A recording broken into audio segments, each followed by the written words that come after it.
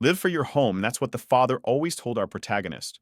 The meaning of that is that he didn't want him to desire anything and always be a shadow of his older brother. Our hero falls to the ground, and the soldiers around say they never imagined that it was possible for one person against so many knights. A long-haired guy says it's expected from the brother of that person. Cheyenne leaks. The guy in front of him is Boris, who gives a twisted smile while Xian asks who sent him. With daggers in hand, he wants to know if it was the Emperor. Seeing an activate the power, Boris says that mist is disgusting, and he's an assassin from the Mist group. Because of this, he will be eliminated for affiliating with the heretics. Xian wishes him good luck to try to get out of here alive, but Boris tells him that he has already placed a barrier of 9 stars in this place. The protagonist knows he has to get out of there urgently and find out who caused the incident with his brother, telling Boris that you will break any barrier he has raised when suddenly someone says enough Xian. Chan is startled and doesn't know what to say, remembering his father's words. Live for your home and your brother. Eshel is the house itself. The success of the house depends on the success of Eshel. Chan can't believe it, but diving behind it all turns out to be his brother after all. He falls to his knees as Eshel says he must be wondering why he's there. The brother approaches and Cheyenne asks what that means. Eshel says he has done his job very well so far, but for this house and for his own brother he will release him from sins. Cheyenne can't understand what he did wrong. Looking at his miss, Eshel says that is disgusting and long ago he was no longer human. He shouts at him saying he has been deceiving everyone. Cheyenne thinks about those words and loses his mind. What he's saying doesn't make sense.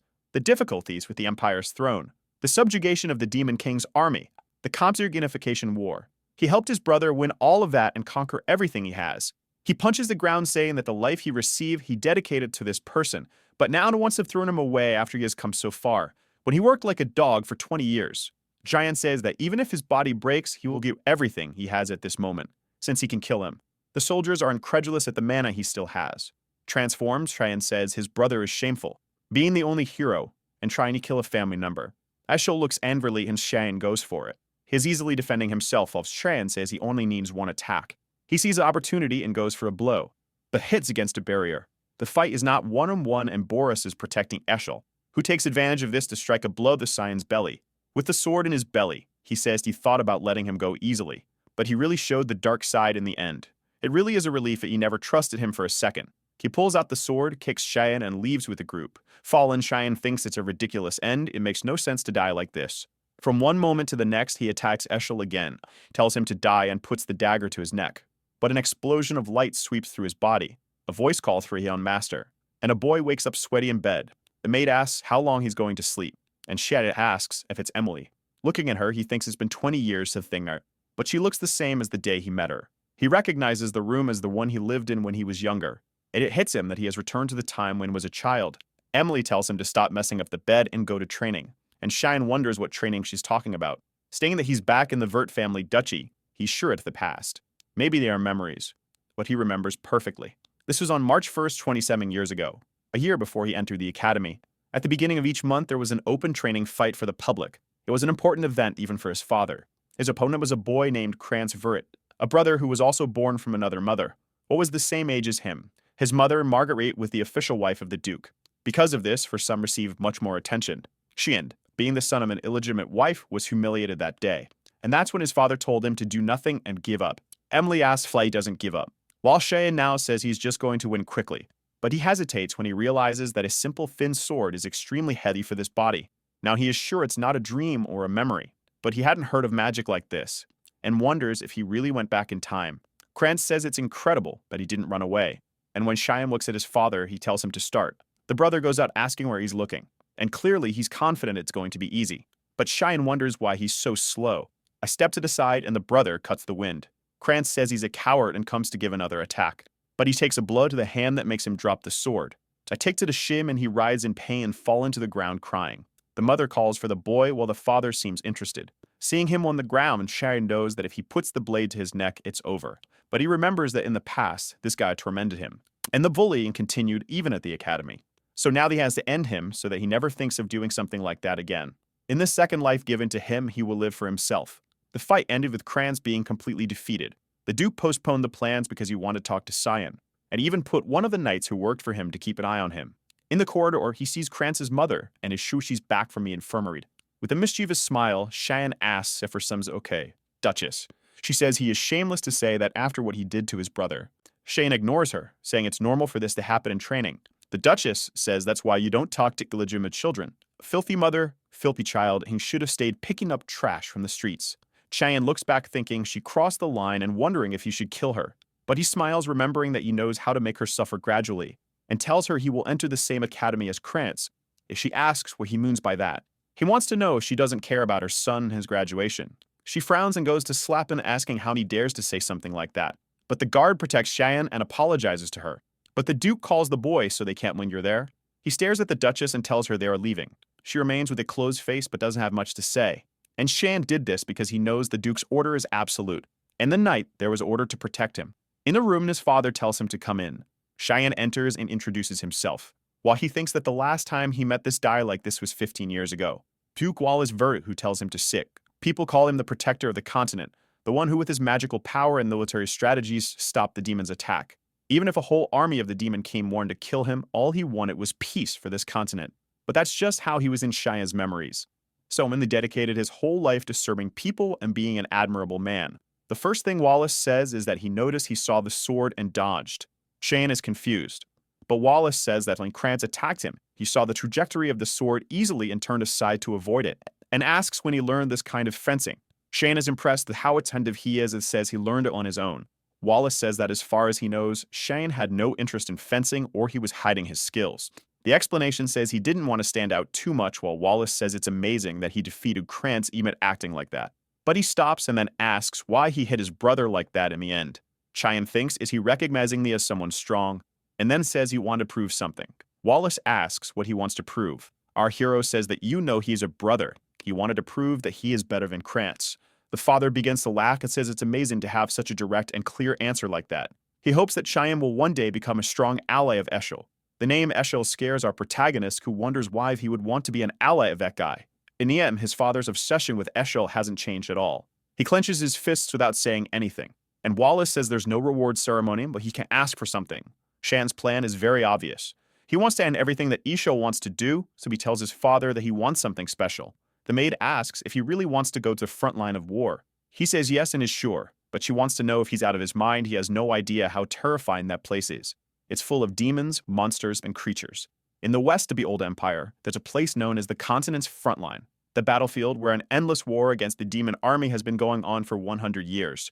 Because of this reason, his father, who was hesitant at first, get a condition. He would have to be qualified enough to go to that place, but Cheyenne didn't exactly know what he meant by that. But one thing is certain, he just had to get stronger and faster as soon as possible. Fortunately, he still has all the battle knowledge from before the regression, and you feel a bit of demonic power within him, so he just has to train and eventually he'll be able to use it. Suddenly the door opens and someone shouts his name. With a hand on his hip, he recognizes his big sister at least. Welcome. She grabs him by the collar, and the maid asks where she was while she's asking Cheyenne if he's crazy. She heard that he asked his father to go to the front line while Cheyenne is begging her to let him go. Ellis drops him to the ground and says he's getting too cocky for beating Krantz. And she yells in his face, telling him to go to the roof now. Outside the castle, the two be on a bridge. And Ellis says it will start when he touches the sword, but he just has to resist for 3 minutes and she'll allow him to go to the front line. Cheyenne wants to know if they really need to do that. Ellis ignores him and says she has a question. Is he planning to succeed in the family by any chance? Cheyenne is caught off guard, but he has no interest in that. Before he can answer, Ellis tells him to draw his sword. While Cheyenne thinks he barely regressed and is already having to fight twice. Without saying anything, Elise goes for it because he touched the sword, which scares him without knowing why. He manages to defend her blow, and she's incredulous, and he managed to block that. While Cheyenne is scared that she's really going all out against a brother 7 years younger, she steps back with grace and beauty, while thinking it's impossible for him to have blocked her Wong's sword with that thin rapier. He's already gnashing his teeth thinking it's luck. She says he's apparently better than she thought. Cheyenne realizes he's in trouble now, and she goes for it with a sequence of cuts that's hard for Cheyenne to dodge. She jumps to prepare a vertical attack. She manages to defend the shoulder side. Her blade slips past his and ends up going straight for her neck. Ellis is startled and Cheyenne realizes he did something stupid. He spins his arm and they both step back. Standing on the pillar, he thinks it would have been dangerous. If he hadn't moved the sword, he would have killed her now. The assassination techniques he learned are all for instant death. He doesn't know how to fight without killing someone. If she wants to continue this for 3 minutes, it will be dangerous for her. Maybe he could put mana into the blade, but he's already running out of energy. Suddenly, Elise starts chanting, asking the earth and the wind to become her sword.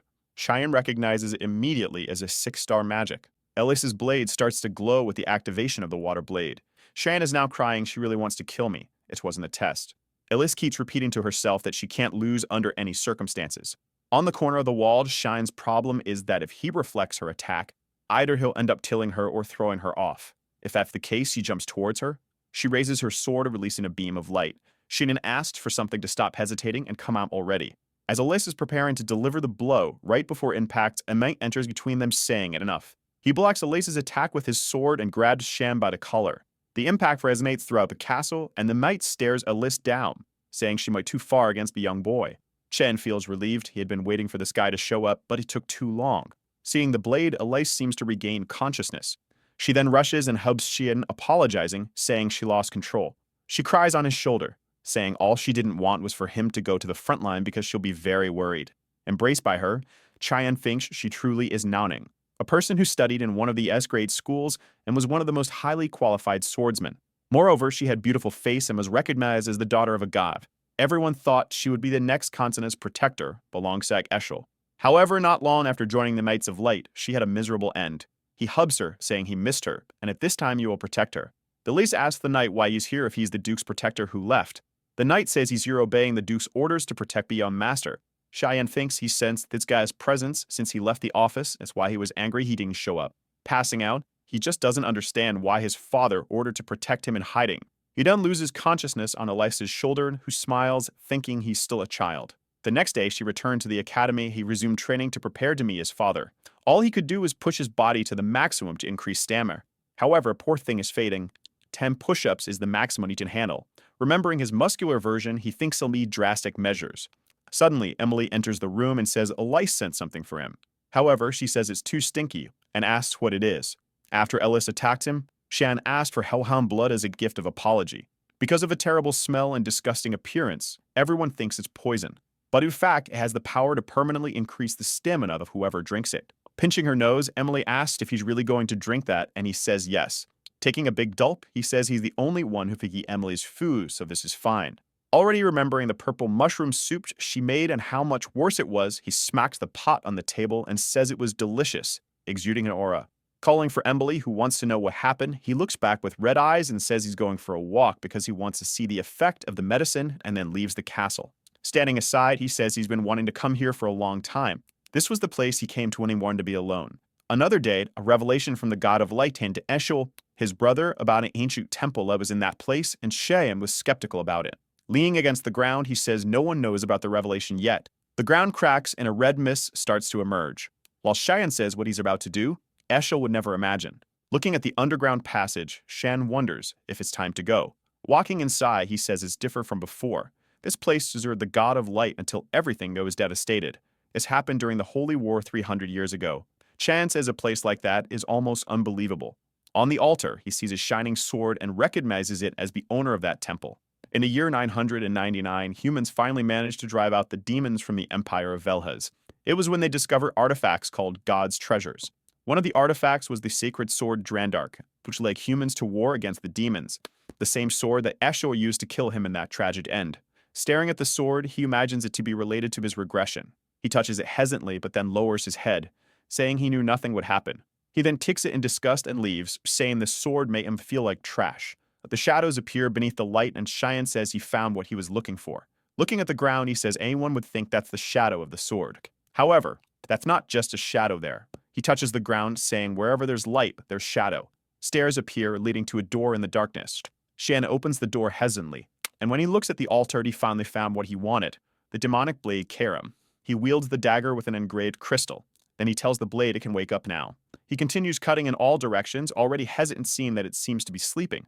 But it's quite thrilling to cut with a blade he used his whole life, really tasty. Suddenly, a shadow starts emerging from the ground, saying he was a very brave child. She asks Cheyenne if he doesn't know the meaning of taking that dagger, and he says it means it's his now.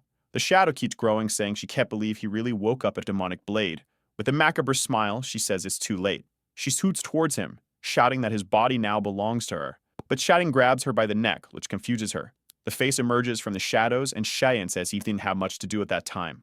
The blade asks how he can touch her, and he replies he already said, now she's his. With pink nails, she sends a slash he manages to dodge, stepping back. The blade takes advantage to get some distance. And boy, this is the strongest weapon I've ever seen a protagonist have around. It's really a danger to society. She asked 3 years. seeing a shadow leaving her body. She wants to know if he's the hare. Or at least she wants to know why he has the hare's energy. And he says yes, he's the hare.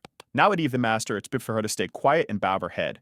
Tarim is seething with anger, saying he's just a kid. She attacks him, saying she won't accept this. While defending himself, Cheyenne knows the blade's goal is to steal the user's body, so there won't be much to do. She's about to hit him when he wonders if she should go easy or not. With a smirk, he activates control of the demonic blade. Karim is thrown to the ground, not understanding what happened. Chen warns he'll only say this once, it's good for her to accept it, while he's being nice. Suppressed, Tarim wants to know how he's managing to use this ability. Shan activates control of the blade again, burying her head in the ground. Before she can say anything, she activates a few more times. Seeing her buried, he asks if she understands now, and she says she really recognizes him as the master now. He's about to use the power again when she calls him Lord. With that, Cheyenne completed the objective there, and wonders if he should return before they miss it. Tearing his hand says she's eager to feel the fresh air outside, and curious about his name, she asked him. Upon hearing his name, the blade asks if he really was chosen as the hare. Cheyenne says yes, but owes him a past life. Karim is confused about this past life thing, and he says he died once. She's even more confused, thinking he's crazy. As he approaches the sword, she says it's sleeping. And our protagonist warns the owner will appear in 20 years. Tarim wants to know how he knows that while he already pulled the blade. Without hesitation, he cuts the handle. She's curious about why that. Cheyenne says he has no idea anymore, and it'll be an interesting future. In the morning, a carriage was leaving the Verde Castle. The promised day to Cheyenne had come very quickly. He introduces himself to his father, who says he wants to ask once more. Is he really determined to go to the front line? Cheyenne says yes, his heart is already there. The father then tells the knight to release the beast. The knight takes a scroll, and Cheyenne wonders if he'll use a summoning spell. He opens a scroll glowing with a red pentagram. A creature with flaming back starts to emerge. Cheyenne recognizes it as a hellhound. Seeing the creature, he assured his father, and the knights prepared this test well for him. Everyone's hands are ready to draw the sword, and he realizes everyone is being cautious with his life. The father warns that everything comes with responsibility, and he must prove his will by passing this test. Hearing the word test, the knight hesitates. He was confused when Shan asked to train against him. Our protagonist said he had 3 days until the test and needed to prepare as best as possible, and he asked the knight for help in practicing combat techniques. The knight said if he wanted to train, he should ask Krantz for someone his age. Shan plays dumb, saying he doesn't know why, but Krantz messes him up every time he sees him. In a difficult situation, the soldier realizes he's. The protagonist smiles when the knight says he'll grant this wish. However, he won't draw his sword, and all he'll do is defend himself. Cheyenne thanked him and asked for just one more thing. He wasn't to inform his father about anything that happened there, and that was an order. Yoken hesitated, not understanding why he said that, when suddenly Cheyenne lunged towards him. Yoken managed to defend the first attack. However, he was disbelieving at the strength of the 10-year-old kid. He realized Cheyenne's movements were very fast, vanishing in front of him. Cheyenne was already above him while he wondered where the kid went. He felt something and turned to block the attack. Cheyenne kept striking relentlessly.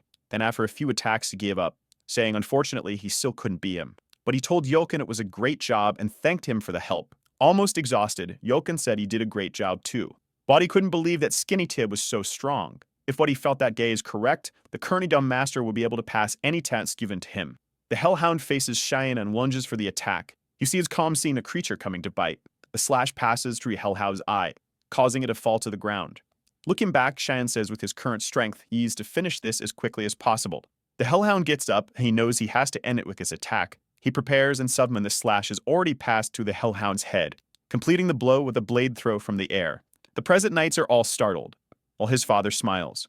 Seeing a carcass on the ground, Cheyenne says it's a waste he lets so much blood be lost. But he knows if he starts striking that the guys will think he's crazy, so it's better for Lee to be. Wallace then comes to congratulate him, saying it was incredible. Since that's the case, they'll meet again on the front lines. Cheyenne thanks his father. Wakara is calling for him, asking if she's just a kitchen knife. Our boy says no, she's a demonic blade. She then wonders why she's not being used. She can only regain her powers by consuming blood. Heading towards the Hellhound, she's begging just for a lick, but Cheyenne tells her not to worry. He'll use her as much as she wants. The northern battlefield is invaded by ogres. The bell tolls, and Wallace warns not to let any escape alive. The soldiers raise their swords, activating the Salvation Prison. A huge shining cross appears on the battlefield, and a magic circle appears at the feet of all the ogres. Ropes of light come out of the circles and bind them, and Wallace orders everyone to attack. With them immobilized, the soldiers seem to easily defeat them. One of the ogres screams as a soldier approaches. He grips the blade tightly, preparing for the attack, and with a single blow, he decapitates the monster. Nearby, Shan and Emily watch the battle, and she's terrified. She asks him why he brought her to a place like this. Cheyenne thinks strangely he missed this place. Wallace asks him what he thinks about being on the front lines, and he says he's kind of nervous. The father warns he can return any time and that he could die in this place, so he'd better not let his guard down. Cheyenne smiles, saying he'll keep that in mind. On the front lines, death is common and 3 or 4 battles happen every day. Strategically, the knights try to prevent the advance of the demonic lions, and the tent where Cheyenne is the farthest from everything and the safest. The problem is, now that he's being watched, he can't find a chance to feed Karen. While he wonders if he'll have to wait until night, he asks Emily what she's doing under the covers. She's desperate, saying lukewarm that they could die at any moment. Cheyenne tells her to pack up and leave them. However, she screams it's impossible, he can't be without her. It's full of demonic monsters here. Who will take care of him as she flees? Suddenly, she leaves the tent, saying she'll get something to eat, while Cheyenne wants to ask about the cloak he requested. But she just ignores him. He gets angry because this damn woman never obeys him. Sometime later, he placed a doll of himself in bed thinking maybe that's enough. But Emily asks if he's really going to exercise in this place. She says he's very diligent, and if dude finds out, he'll be proud. Cheyenne ignores her and says he's leaving and she can sleep here peacefully. He goes back and warns to say he's sleeping if anyone asks anything. At this moment, they need as many soldiers on the front line as possible, so now he can move freely. He activates an ability that allows him to glide with the mists, and he advances to a dangerous area where he finds a group of hellhounds. However, he's excited because there's the perfect place to test Karen, who, when summoned, smells blood, and tells Cheyenne she can't take it anymore. She needs to cut through something. Hellhounds leap towards him, and Cheyenne tells her to feed as much as she wants. With that, he begins to kill the creatures, activating an ability called Furious Mist Storm. After finishing the hellhounds, he pulls the blood from their heads and drinks it. With a crazy look, he says that's what he wants, while Karen is excited. He tells her they'll keep hunting, and she says those creatures are too weak. But Cheyenne warns her not to worry since the night is young, and there's plenty of monsters. Karen says she's excited. A carriage travels through a mountain, and inside it, a girl with white hair is transported.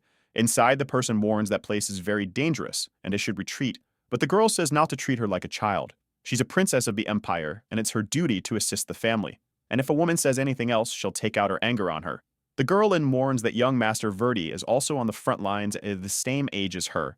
She asks if Duke had the courage to bring the youngest boy. The friend replies no, actually it was the boy who volunteered. Since they're the same age, they can be friends. But the princess says she's not interested and she's going to sleep. Her friend replies okay. But the princess now wants to know what the name is. The helper replies it's Cheyenne Vertig. Under the moonlight, she ponders that name. Meanwhile, harpies are being cut down, and Wallace is giving orders to look after those who were injured. On the battlefield, dozens of harpies and griffins are dead as they're ready to return to base. He looks to the side and someone pulls a sword from a top harpy. It was Cheyenne who participated in that battle. Wallace asks if he's adjusting well to the front lines. Cheyenne says yes, he's learning a lot every day. His father warns that he thought he would want to go back home. But he's been here for a while now and he's very proud. These words leave Cheyenne incredulous. And his father leaves, saying there's something to talk about tomorrow morning. Cheyenne agrees while thinking if the first time he's seen his father with a proud expression. That same night, Cheyenne went out to hunt once again. What he found was a death worm that normally hides deep in the valleys. Karen told him he looked very tired because he wouldn't let her take over the body. But Cheyenne said she was being too obvious. She insisted, saying the worm's flesh regenerated much faster than he could hit. Despite not wanting to accept it, he knew that was true. And he's been in this place for over a month now. Every day drinking the blood of countless demonic creatures, so why can't he do it yet? The Morn attacks him once again and he says there's no chance then. He mourns he'll play by Kieran's rules for a while now, which she's now happy about, saying it's time to go crazy. Activating the 9th assassination technique, the manifestation of the demonic blade. Numerous cuts appear around the worm while Cheyenne's face is black. He agonizes and our hero says he'll cut it into pieces. Under the moonlight, he activates the ability, 8 fluttering petals, cutting through the worm with numerous slashes from top to bottom. The worm's mouth explodes and our boy is demonic. Meanwhile, one of the knights touches the blood of a hellhound and says it hasn't been long since it died. It's Yelkin and Wallace examining the area and say it seems to be the work of the demonic tribe. However, looking at the body, the father says those cuts seem somewhat familiar. Maybe it's déjà vu? Yelkin appears from behind a rock and says he has to see something. Wallace asks what it is when he raises the torch. They see the death worm cut in half, which scares Wallace. He says he can't believe that organization is behind this. The manifestation of the demonic blade hands over his body to Karen, who can now use her maximum power. But if he gets distracted, his mind will also be completely consumed. The next day, he wakes up saying he's crazy for using that power just to kill a simple demonic beast. He gets out of bed saying he was lucky he drank so much blood. Otherwise, his body would have been destroyed. Something that Karen says she understands. He looks like a 10-year-old boy, but doesn't speak or act like one. Not to mention if the first time he used her. But he seems too familiar. He even knew all the geography of the valley and fought as if he mastered the mist technique for over 30 years. Chiron remembers he said he died once, and now she's sure. He's a regressor, isn't he? Cheyenne says he had explained that very well already, and she just hadn't understood. The poor thing is baffled. She screams at him, saying how is she supposed to understand such a serious matter when he speaks so simply. Shatton says explaining is kind of boring. She says by watching the way he fights, it couldn't have been easy to defeat him. With the demonic blade, you must have lost to the bearer of the Drandar, which means he either lost a duel or was betrayed. Remembering the expression he made towards the holy sword, she's sure he was betrayed. She says if he's back and preparing for revenge, he better remember one thing. If she finds him lazy or weak for a second, she'll devour him on the spot. Shen punches her and tells her to shut up because he's the master. The poor thing falls to the ground all bruised, while he smiles, thinking she really has the same personality as before. He then leaves the tent and looking to the side, he realizes everything is chaotic. Amelia calls for him, and he asks if something happened. Scared, she says today they found the body of a demonic beast at the entrance to the valley. Shen hesitates, afraid they found the body of the deathworm. Amelia warns it's been a long time since they found such a high-level beast near the borders. Shen asks if there's anything else to say, and she gets scared. He asks again, did anyone say anything about me, any rumors? Suddenly, a knight appears behind calling his name. It's Yelkin, who says the Duke wants to talk. Chad knows he's in trouble because yesterday when he was hunting, his father's group suddenly appeared. He had to abandon the Hellhound's bodies without being able to clean anything. All he didn't want was to attract attention before entering the academy. And so he presents himself in his father's tent. Sure, his father already knows everything. His father greets him while Shan hesitates about what he'll say. Wallace tells him to sit, and Sham frowns, wondering how he'll get out of this now. His father says he'll be direct and asks what he was doing last night. Sweating, Shyam lies saying he went to bed early. Wallace seems to believe it for a second, but finds it very strange since the cut on the wolf was very similar to his blade. Is he jumping to conclusions by thinking that? Shan asks if something is wrong, while Wallace finds it unbelievable that a young boy has done something like that. Shan calls his father again, who asks if he heard about what happened last night, and he warns that they still need to investigate, but it seems to be something from the Mist organization. Hesitant, Shan asks, Mist. His father explains that it's an organization that has existed since ancient times and make Todd know its goal. But they have massacred countless nobles amid a pretext of purification. Only that suddenly they disappeared. The last time they were seen was 300 years ago, but the same mist was present at the Deathworm, and that residue of power is only left by those who venerate the god of the mist. In his speculation, whoever killed the worm belongs to the mist. China is impressed that he managed to track down an organization that disappeared 300 years ago, just that.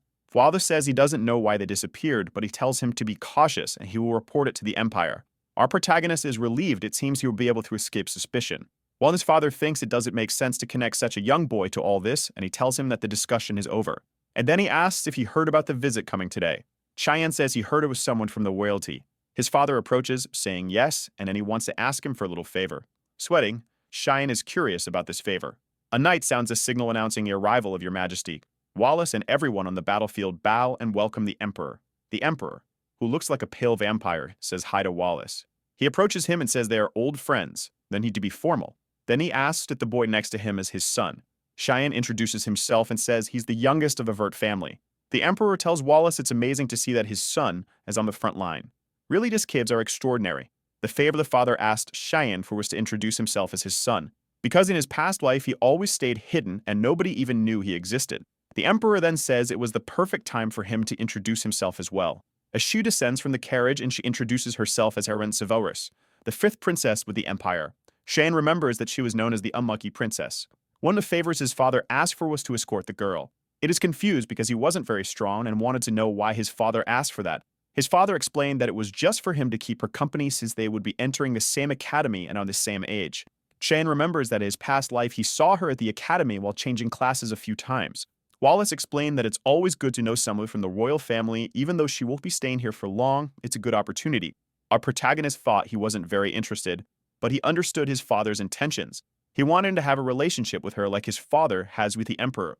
However, Cheyenne says that his father chose the wrong person since that girl wouldn't serve his purpose. He sighs saying he can't reveal the reason since only he knows the future. As inconvenient as it may be, for now he will have to follow these requests. As they walked with the troops, Eren asked why the lake was red.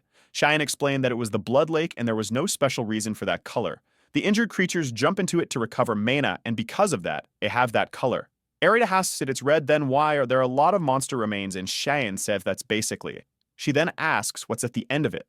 Cheyenne says there's a demon kingdom there, and she wants to know if there's a demon king there. Our boy warns that if the lake continues, she will find the king in flesh and bone. He's teasing her for asking such a silly question. Suddenly, they see a flash of light. A yellow smoke cut through the sky, and Arinak asks what that is. Cheyenne says a golden light needs the entry of demonic creatures. She gets scared asking if they've already arrived, while Wallace orders everyone to protect the Majesty and that they are going to the third outpost. The Emperor says he's disappointed, and Wallace asks what he means by that. The Pale One draws his sword and says he's not here just for a visit, it's because he was already bored and missing the battle. Wallace lowers his head, saying he understands, and the Emperor tells his group that they will assist the eradication team getting rid of the creatures. Wallace calls Shan to go too, who responds immediately. Irina's confused and asks if he's really going to fight against the creatures. He says yes, he's here in the background, but he always fights on the front line. She says she wants to go with him too. He questions what she's doing, while she says they're the same age, so there's no problem. But Shine warns that the battlefield is not a playground. But she's insistent, saying it doesn't matter. She wants to go. Anne calls Yelkin, who appears behind her and says he'll take her to the safest area possible. She turns around and Yelkin says, "Come with me, princess." Yonit Siam, she says he's insolent and for treating a princess of the empire like that. Approaching, he warns that her dilly-dallying hair will cause a lot of people to die on the front line. Will she take responsibility for that? She starts crying after all, she's just a child. Genin turns away and tells her to leave soon and stop being the spoiled brat. The three remain silent. In the battlefield, the soldiers are being absorbed by what seems like demonic slugs. Wallace raises his sword and tells them to return to formation. He points in a direction and says they should protect the Majesty and kill all those creatures. With a war cry, the soldiers enter the battle. Leon Severos had two wives. One named Anna, who had already died, and another known as Cassandra, who was the current ruler of the empire. The first wife bore two, and the second two more. But the fifth princess was born from a peasant woman, so everyone looked down on her. Still, she did not submit to anyone. As a descendant of the imperial family, she fulfilled all her obligations and studied more than anyone else. However, many were against her. With false accusations, they expelled her from the imperial palace and she was taken to an isolated place, thus receiving the title of Unlucky Princess. Karen asks if that's what he heard from his father in his past life. Cheyenne says when it comes to politics and rain, things are like that, while the electric slubs are being cut on the battlefield. Watching from afar the explosions, he recognizes that the Emperor is really amazing. He plants the sword in the ground and activates a sacred ray, easily defeating all the slubs around him. Chan heard that this guy's magic reaches 8 stars. If he hadn't become Emperor, he would be the president of the Magic Council. Obviously, these mean creatures are nothing to him. A while later, Wallace and the Emperor are drinking together talking about the old times. The Emperor talks about the current state of the Empire. In recent years, many nobles have been murdered and tension is rising. Wallace says this probably has something to do with it. The Emperor reveals that all the murdered nobles were considered corrupt officials, and a black mist is being found in all the crimes because he know anything about it. Wallace says that the followers of the Black Mist seem to have restarted their activities, since he also found something near the base. The Emperor says that could be the case, but they will have to investigate a little more. He even warned the Fankies guys for getting rid of these trash, but this is increasing the tension in the Empire too much. And there's something that particularly caught his attention. One of the nobles said that the fifth princess was involved in these incidents. Wallace asked, are people trying to connect her to this? The Emperor says he knows it doesn't make sense to blame a child, and asks Wallace to take care of his daughter if he dies. Wallace makes the oath for this promise, and the Emperor thanks him. That night it was rating him intense, and Emily was asking if he really did that. Chadden just ignored it, saying he was leaving. But Emily wanted to know if he really said those things to the princess. This way, he'll never be able to get married, he'll live a lonely life. Cheyenne told her to forget about it, he was going out to train, and she asked if he was really going on this rain. He told her not to worry and go to sleep, only Arin was clearly already there. Emily got a scare and asked who she was. She lowered her hood and asked if he was going somewhere. But if he's not busy, she wanted to talk about something. Seeing the princess, Emily's eyes even sparkled. Erin asked how long they had been there, and Cheyenne said it had been over a month. However, he wants to know her reason for being there. She hesitated without saying anything, and both asked Emily to leave them alone, who was already smiling mischievously. And she left saying she'd enjoy the tent. Cheyenne knows he's 40 and not at all interested in her. Erin apologizes for what happened that morning. Awkwardly, Cheyenne says he also acted wrong, and she laughs, saying she would have done the same. She says she knows he is recognized by those around him, unlike her. Channy didn't imagine she had that kind of personality. She says she knows he goes to school and wants to be his friend. However, Shan interrupts her, apologizes, and says unfortunately he can't help her. If she's here to get closer to him, it's better for her to leave. She lowers her head, saying she only said it so they could get closer, but he's very cruel. Does he think she's just a princess by title? Cheyenne says nothing. Crying, she says she understands now. For his perspective, he can't gain anything by getting close to her and apologizes for wasting his time. Maybe she made a mistake thinking they could have a conversation, but he's completely different from Mordeshel. Hearing that name gives Cheyenne a fright. He turns and grabs her arm, but she tells him to let go and asks why he's acting like that. Cheyenne asks her how she knows about his older brother. She says she met him when she visited the academy last year. He told her to continue being that strong princess. Knowing his brother's nature very well, he knows it doesn't make sense for him to be giving advice. This means his manipulation has already begun at this moment. Cheyenne says he'll give her some advice, but suddenly the tent starts shaking. Emily enters suddenly and tells him to run, but Pillar is almost crushing them already. The explosion happens and Emily is thrown from the tent. From afar, everyone sees a giant ogre and recognizes it as the young master's tent. Emily is desperate, crying for the two, while the ogre raises its club. The emperor asks what he means by that, and a knight informs that the tent where Princess Erin has been attacked by a high-level creature. He then orders to bring all the troops from the battlefront, while wanting to know who she encountered in such a dangerous place. The giant ogre continues to destroy the entire back part of the base, and hidden there, Cheyenne can't believe there's an ogre in that part, a type of creature that only appears in the depths of the valley. He's wondering if maybe it's his fault when Emily calls for him. She's crying, saying she thought he was dead.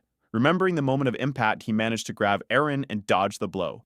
Obviously, someone who subdued the Demon King's army wouldn't die to an ogre.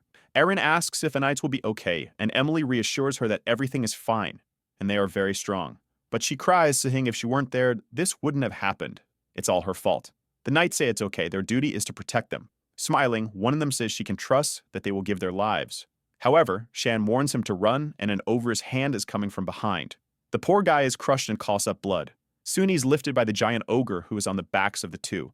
Cheyenne tells the princess to stay on his back, and the ogre seems to smell something. He recognizes it as he thought, and these monsters are there because of him. He's going to tell Emily to grab the princess and run, but before he finishes, she already grabbed her and ran off. The poor guy thinks the girl is fast even with time to run away. The ogre is coming to crush him, and he won't be able to use the demon blade so that no one suspects him. He's curious why these creatures are hunting him and what smell they're sensing. Karam says to him that he's been drinking the blood of many demon creatures, and now for the monsters, he has a terrible smell that attracts them. Cheyenne gets angry. The damned sage knew this and didn't tell him. She smiles, asking if he forgot that all she wants is his body. He grabs her and tightens his grip, turning her into the dagger who wants to know what he's doing. Shen realizes he won't have an option. He'll have to go all out against this beast. He throws himself, saying he doesn't care, and the ogre comes swinging. With one swift movement, he manages to tear the creature's arm off.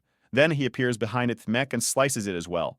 The boys got swag, and with just 2 cuts, the beast is lying dead on the ground. He says now it's just a matter of killing the curious ones. In front of him was a bunch of creatures that made Karam say she's very excited for this festival. However, he gets a shot when a demonic dragon appears. The dragon roars to the skies, and Karam tells him not to be afraid. It's still just a little one. Shan immediately activates the manifestation of the demon blade. Pointing the dagger, he says it needs to devour him.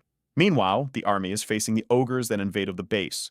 The Emperor and Wallace have just killed the last one, and he asks if there's any trace of the princess. Wallace apologizes, saying she was in his son's tent, and the Emperor says he must be worried about his son. He replies that no, he doesn't have to worry about that creature. The important thing is the princess. The Emperor is shocked. Wow, this father is cruel. Suddenly, someone informs them that they found Princess Erin, and she comes to speak with her father. He asks if she's hurt, and she says no, but he is to her to save him. Young Master Cheyenne is in danger because of her. He tells her to calm down and explain properly. Wallace asks Emily if she's Cheyenne's maid, and she confirms. He then tells her to explain quickly what happened. Trembling, Emily explained that Cheyenne drew the attention of the creatures so the princess could escape. Wallace doesn't say anything, and one of the knights says he remembers the location. If they have the command, they can go there to rescue him. The Emperor yells at Wallace, wanted to know why he hasn't ordered them to go already. But Wallace says they won't go. The Emperor and Arin are shocked, asking what he's talking about. Wallace says the recovery of His Highness is the priority. If this place falls, the entire demonic beasts will invade the Empire. They first need to rebuild the base because that's how they'll prevent further losses. Emily then asks what they'll do with the young master. Wallace says the boy has already fulfilled his obligation by evacuating the princess. And that's how things work in the Vert house. The Emperor and Arin observe him saying that, while she thinks again it's all her fault. Suddenly, they hear a roar in the sky, and when Erin looks up, the dragon is passing by. However, she's incredulous when she sees our boy holding onto its tail and being carried away. In this world, dragons are the closest creature to the gods, besides being considered the most evolved living existence. Normally, it's an honor to meet such a noble creature, so why is it flying so close to these people? Eren screams for him, and the Emperor asks Wallace what his son is doing there. Wallace is silent, and the Emperor keeps asking why he's not doing anything. While up there, Cheyenne doesn't know what he's doing. He just wanted to drink a bit of blood, but now things have gotten complicated. As soon as the dragon appeared, he challenged it. He saw a bunch of weak monsters attack him and sent them flying to the front. They used the Furious Mist ability and cut through the entire battlefield. He approached the dragon and realized it really wasn't an adult yet. But the dragon prepared an attack and the boy got scared. The explosion happened and a laser cut through the battlefield. He managed to dodge and by the dragon's head. He told it it's just a baited. So how does it have the courage to spit on him when they meet? He set a slash that hit the dragon right in the eye. He was floating midair and the dragon took advantage to attack him head-on. When he was about to be pierced, he smirked and activated in this blade, using the 8 fluttering pills to cut the dragon from various directions. The beast fell and exploded the entire ground, and he felt that it really was impossible to kill a dragon. His shoulders were already down. But now that on the ground, it's time for a final blow. The dragon flaps its wings to create distance, and Cheyenne knows it's going to use the laser again. However, when he looked, the dragon was fleeing in fear, flapping its wings. Cheyenne jumped towards it, shouting, "You want to escape, be coward." And that's how he ended up hanging onto the beast.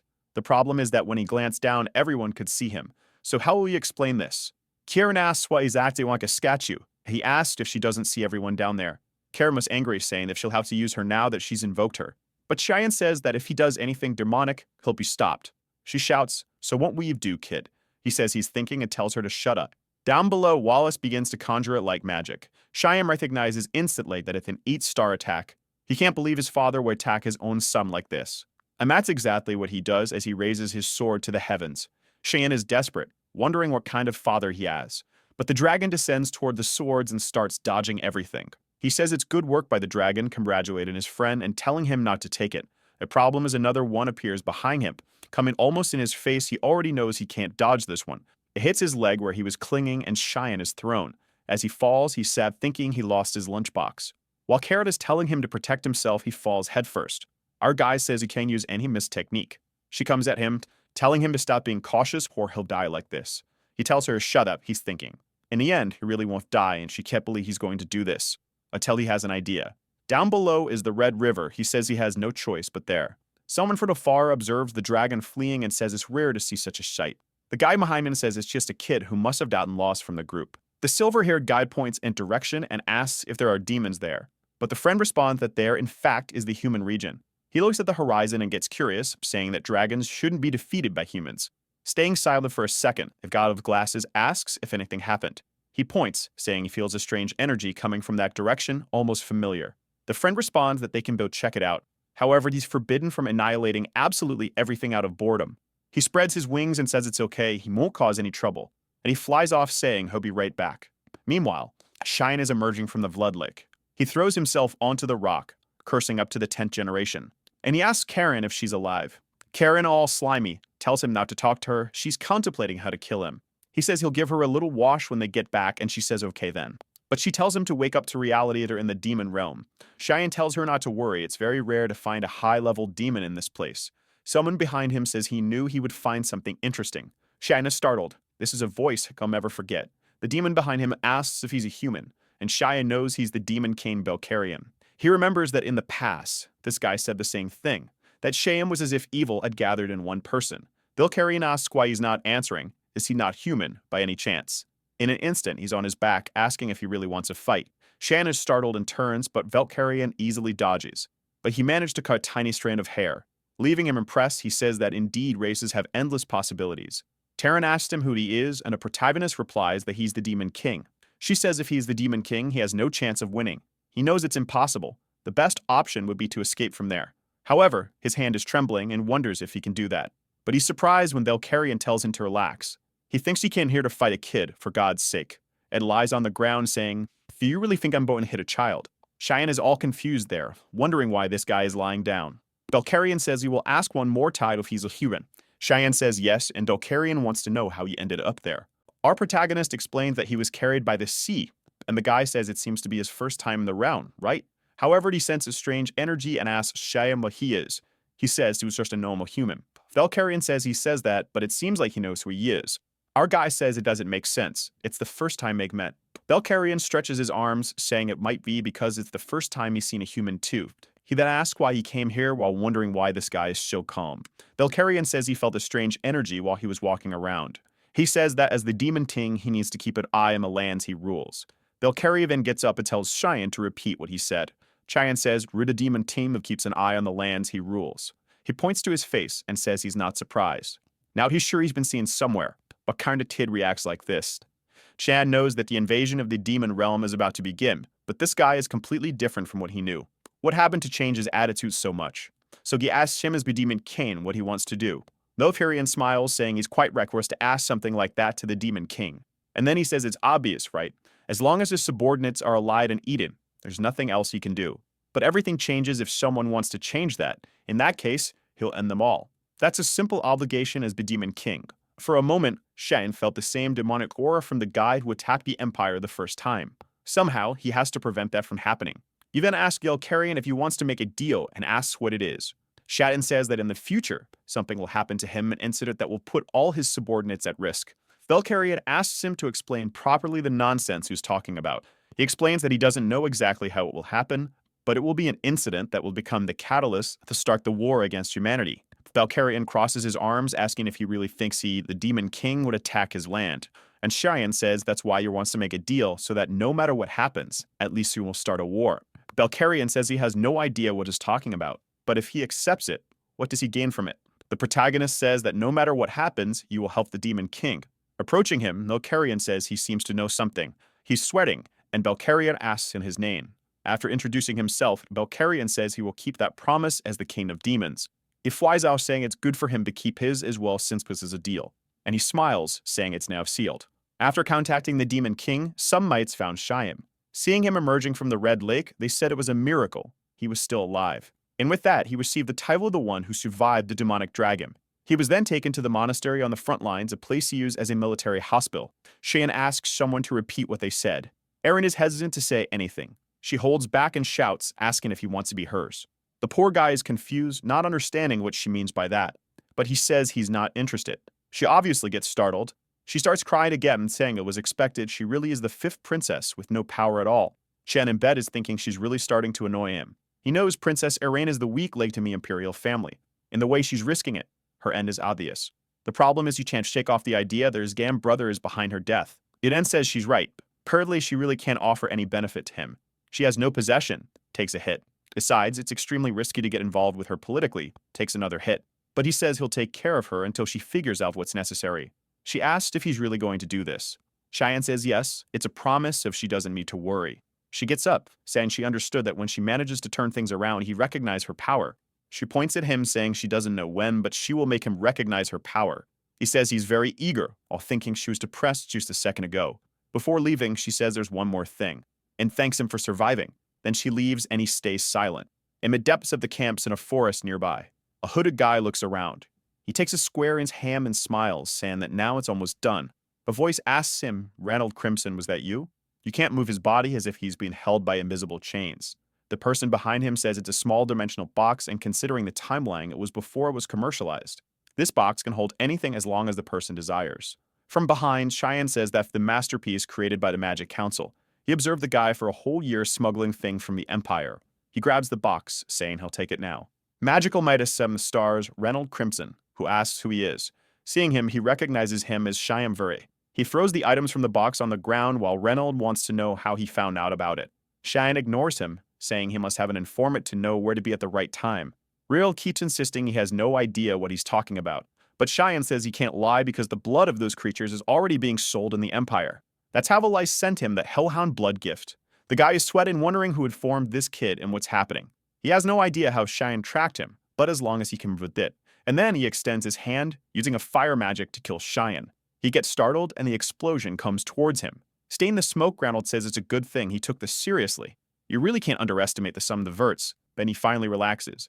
But suddenly his hand is cut off. He screams in pain and can't understand what that mist in front of him is. Seeing Cheyenne, he can't believe he belongs to the mist. But he grabs him by the neck and throws him against the tree.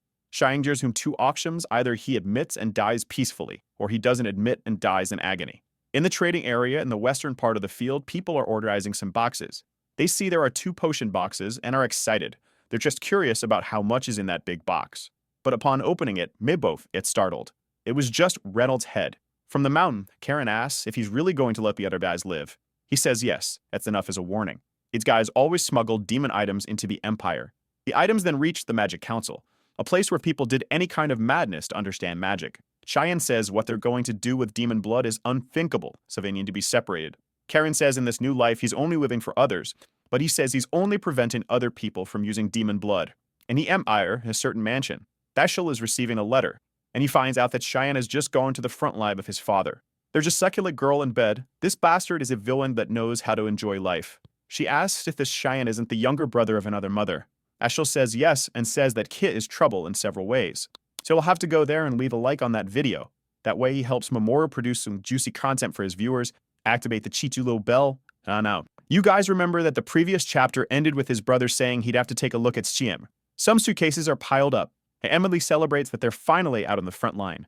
She's sure the academy will be a much calmer place than the front line, while Shan knows it will be scary. The academy isn't quite the place Emily's dreaming of. In fact, it's a cruel place where lives are destroyed by political interests, a place dominated by envy and greed, where strangely enough studies aren't given a priority. But Emily's there dreaming, saying she'll find a Gexit instructor, and Cyan starts to realize she's going to follow him at the academy. Sometime later, he's back in the duchy, having fun. He hears a sound and looks to the side. It's Krantz, startling him. Everyone's asking what he's doing there. Cyan tries to say hi, but the boy has already run off. Karam asks who that idiot was. He says it's Krantz, but he doesn't care about him.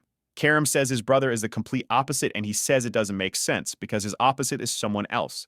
The door opens and he's back at the mansion. Only this time, all the servants greet him. Sam remembers that they didn't even look at him before. But now, their courtesy is insignificant, probably his father's doing.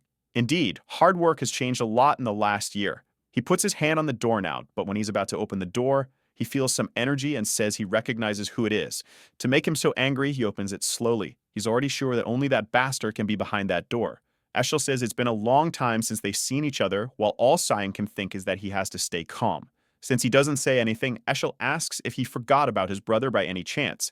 What Xian's trying to do is stay calm, while Eshel says maybe he forgot since he last saw him when he went to the academy. But Xian's already got red eyes, realizing he won't be able to stay calm. Olaf is carrying a dagger in hand. He's sure it'll kill him now, but Tiram holds his wrist and warns him, and if he doesn't want to have his skull smashed, he'd better control himself. Besides, killing him now wouldn't be fun. With that, Sam calms down and greets his older brother. Eshel then asks, "You remember me?" Xian says it's impossible to forget a brother's face. Eshel pets his head, saying he's very happy. He was worried his little brother wouldn't remember him. It's a relief. He even heard that his little brother's fencing has improved drastically, and soon he'll be helping House Verber even better. He'll be helping him on the battlefield. Shan says it's true and he's very eager to help his brother in battles. Eshel stares at him and says he's very relieved to hear that, as the reason he came here was just to find him. Shan knows Eshel is the kind of person who completely ignores those who are of no use to him. And now that he realizes his brother is only there out of interest in using him, he relaxes and says he also really wanted to see his brother. Meanwhile, Emily brings their suitcases there exhausted. She drops them in the hallway, saying this was too hard. She shouts to the door, asking how he dared to leave everything to Emily, when suddenly Eshel appears in front of her. He smiles at her, saying he heard they are very close and wants her to keep working hard for Cian. They leave while both thank her. Then she shouts at Cian, saying she almost died of fright because he didn't warn her that Isha was here. Cian ignores her and asks her to leave for a while, and she wants to know why. Holy looks at her and says it won't happen again. She is startled by his expression. Cyan goes to the bathroom and starts vomiting into the toilet. He's dizzy and asks Karam why she stopped him, but replies he should be thanking her. He tells her it was the perfect chance. If he were defeated, she would take over the body. Karam says he doesn't understand how much more hatred he feels, the better for her. He smiles, saying she really is like that. Meanwhile, Adai approaches Eshel's door and asks to come in. Eshel tells him to enter, and McGuy informs him that he confirmed the location of the second young lady. Eshel asks where, and the Dai confirms she's residing on the northern continent in the land of the elves there in Pruina. Eshel smiles, saying it's incredible how she manages to even reconcile with a race she hates among foreigners. That's a testament to the affinity she has. Then he asks to be notified if she shows any sign of returning to the Empire. The guy asks if there was any event that changed Eshel's mood, and Eshel asks why he thinks so. The guy explains that he's radiating a much brighter aura, was meeting his brother really that amazing, and Eshel says incredible might express it that way. But right now he's pretty pissed off. The poor servant trembles, they're apologizing. Eshel paid close attention to Sand's look and interpreted it as someone who just saw his enemy. Did he see something wrong? He knows there's something strange about that kid, and he'll have to watch him closely. The butler says he understands and says he'll send someone to watch him. Ashel stands there staring out the window, just remembering Shan's look, wondering what he's hiding. In front of the mansion, carriages gather, while Emily shouts that she's very disappointed with the young master. He says it's her fault that she won't be able to go since she's not fit to guard, and she gets angry, saying he should have said that before. The carriage starts and Cyan says goodbye to her, telling her to chill out, while she tells him not to cry just because she's not there. Shin makes a silly face, saying he understood, while Emily is shocked that he's really going like that. She starts screaming, saying that even if he's teased and beaten by everyone, he shouldn't be discouraged. From afar, she shouts for him to come back well. While he remembers that when he was 8 years old, he had a very high fever that made him faint. At that time, no one else took care of him, and it was Emily who carried him on her back. Viewed in the rain, she was the only one in the family who tried to find a doctor to help him. After a long time searching, an old man opened the door. If it weren't for her that day, he probably would have been found dead in one of the mansion's rooms. With a radiant smile, he warns her that if she keeps following him like this, she'll end up dead, and he can't take her to the academy because she's too precious to him. Now he's alone in the carriage, but impressed that they placed 6 intermediate knights just to take the young master to the academy. Probably he'll see some blood before getting there. It was already late afternoon. Some knights look at each other and decided to stop there. They inform Cyan, who asked how far they still were. They said they were near the central sea of Saffron, and they would probably arrive there tomorrow morning. Xian says he noticed and tells them to call him when they finish packing, but he already realizes that this is a lie because this forest is not close to Saffron. Camping in the middle of the afternoon in an isolated place and still lying about the location. All this makes it obvious that they are planning something. Xian starts to lead the carriage when they say everything is ready. He leaves pretending to be clueless, saying the air there is very good. Already surrounded by the 6 knights, he wants to know whose order it was. In the background, one hesitates, sweats run down everyone's faces, and no one says anything. But one of them has a little smile. San notices this and asks again whose order it was. The guy starts pulling out his sword, saying he doesn't need to know since he'll die soon. They approach, apologizing and saying it's not personal, but out of respect, they'll make it as painful as possible, so he just closes his eyes. The knight advances ready to cut, saying goodbye. The blade was about to hit Shin's mat till the guy's head flies off. It falls at a trash bag on the ground, and the guys look out believing. Stan says he'll ask again of his where it was. Now everyone is scared, trembling, not knowing what to do. Shin asks why they're so frozen like that. Did they think it would be so easy? One of the knights thinks he can't even believe what his eyes see, and another one tries to attack this, but this time from behind. However, in an instant, Sian is already on the other side or has made 2 cuts. The other one takes another hit on the shoulder and one of the arm. One of them tries to take advantage to run away, but obviously he's already agonized him. Shin only attacked Karen from behind. The guide who is standing and thinking is now crying, wondering if this is something an 11-year-old can do. He hasn't even moved yet, but everyone is already dead. Apparently, he didn't survive that dragon luckily. Putting intermediate knights to do this mission was a failure. The guy crying falls to the ground. Shan approaches him once again and tells him to say who ordered it. The guy warns the moment everything with the Duchess Margaret's doing. Shen feels a bit awkward. He didn't even need to do anything against the guy. Already said everything. The poor guy is crying, trembling, right? Why did he speak? The follow in the carriage is moving, and he's taking Shan calmly up there. And he explains to Siam that it seems it was beyond Master Krantz's doing. He somehow asked his mother to prevent Sham from bothering him at the academy, and apparently this whole mission was the result of that request. Sam remembers the fool who keeps running away and is behind this. He really wanted to give him a little help at the academy. The guy then calls Shim a little embarrassed, and asks what will happen to him now. Is he going to die too? Shan says he doesn't seem very attached to his life. The guy says he knows they were trying to kill him, so it doesn't make sense that he wouldn't die. San tells him to at least drive this carriage properly, so he can have some use alive. The guy understands what he meant and thanks Xian, who says they seem to have arrived right in the central city of Saffron. A vase attacked on the ground. Margaret is asking how they found the 6 dead. The butler informs that this is the case and that the young master Xian arrived in the city of Saffron 10 days ago. Margaret angrily asks the butler said there wouldn't be any problem. So what happened? The butler apologizes, saying they underestimated the boy, and she says it's impossible for a 10-year-old kid to have killed so many people. The butler says he probably had help from someone they didn't know. But it's all right, may just have to send an assassin to infiltrate the academy. She says enough, and if he finds out it was her doing and he mistreats Krantz because of it, already remembering that Xian asked if her son needed to graduate. Biting her lip, she says enough. It's better not to do anything else before things get complicated. Also, no one can know about this incident, so it's best rule they made all those affiliated with it. Eshel spyless into the whole conversation. It's been 10 days since Xian left Saffron. Brian has been playing his role as a servant all this time, and he knows that news of his survival must have reached the mansion. However, at this rate, he'll probably reach the academy without any problems. He'll have to start wondering if he'll have theory of Brian, who suddenly opens the little window with a smile, saying it arrived. San says, "All right, you got it." That sticky brings memories to him. It can't be said they were good memories. But this academy changed him a lot. He presents the coat of arms of House Verd at the reception. The bit excited, the girl says she'll register him. Yes, everything's fine. They'll receive his room too, and everything will be fine. Shan notices that she acted somewhat strangely. Is there a problem? Then she hands him a letter with a golden key. He startles and asks if she gave him the right one. Ryan lets the suitcases fall to the ground and startles. When he wonders if this is the place he'll stay, the royal dormitory, the best there is. But Shane remembers that in his past life, this didn't happen to anyone. This means that someone's influence is there. He asks Brian if that was the last suitcase. Ryan affirms, saying he brought everything. Sand puts his hand on his coat, saying that now they're at the academy and he's finished bringing his suitcases. Brian's job is done. Brian's sweating, saying, "Hey, wait a minute, kid." With that, they throw a bag of coins into his hand. He startles and asks what it is. Sand says it should be enough for him to start over wherever he's going. He advises him not to return to the mansion or he'll die.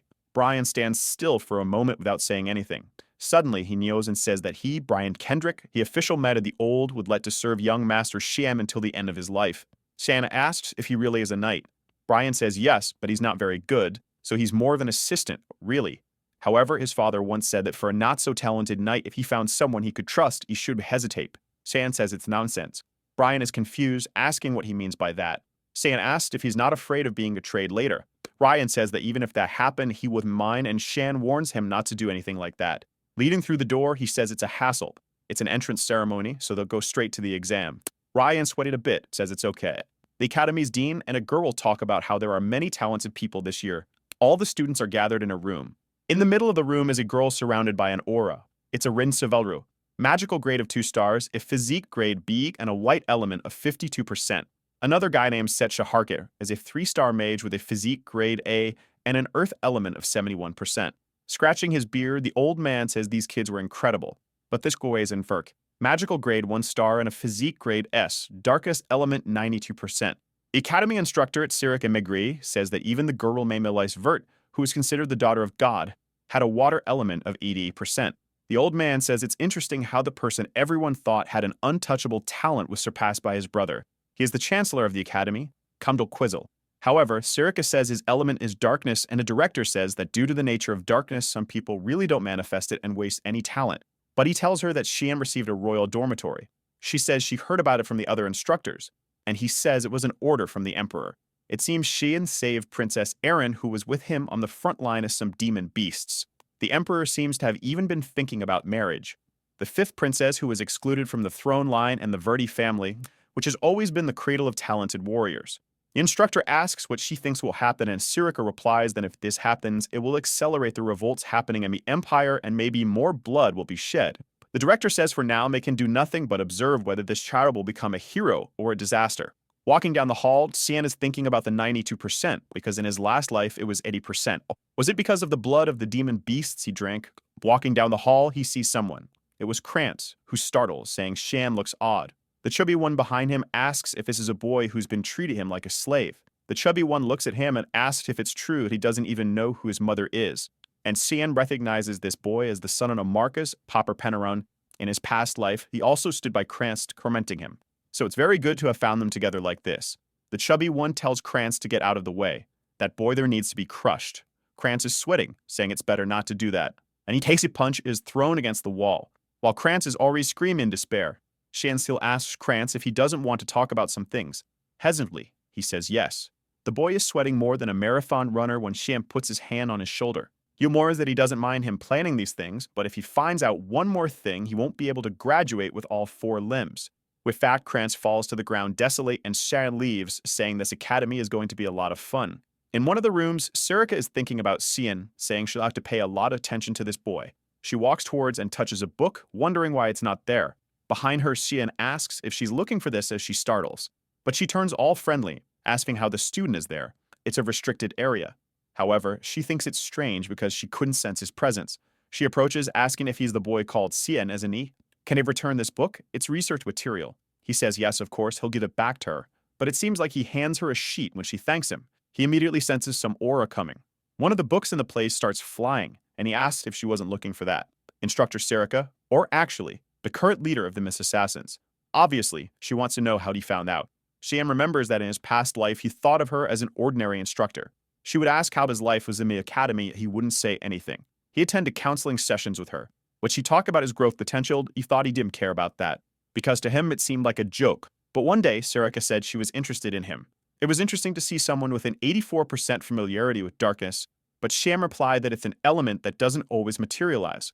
But Sirda told him that it's just that humanity still doesn't understand darkness properly. Unlike others, she believes his growth potential is infinite. That stirred Shan's emotions, and Sirika said she wished him all the best for his future, while he thought maybe she could guide him, or at least that's what he thought at the time since he was just deceived.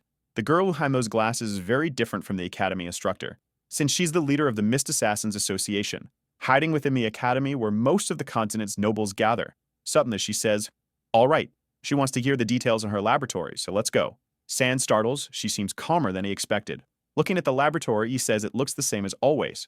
He's about to have coffee when he says apparently she put poison, while he thinks it makes sense now why she was so calm. She says he doesn't need to worry, it's just enough to melt a few organs. But Sham is confident. After Eve's so many demonias with Emily's cooking, he can digest anything.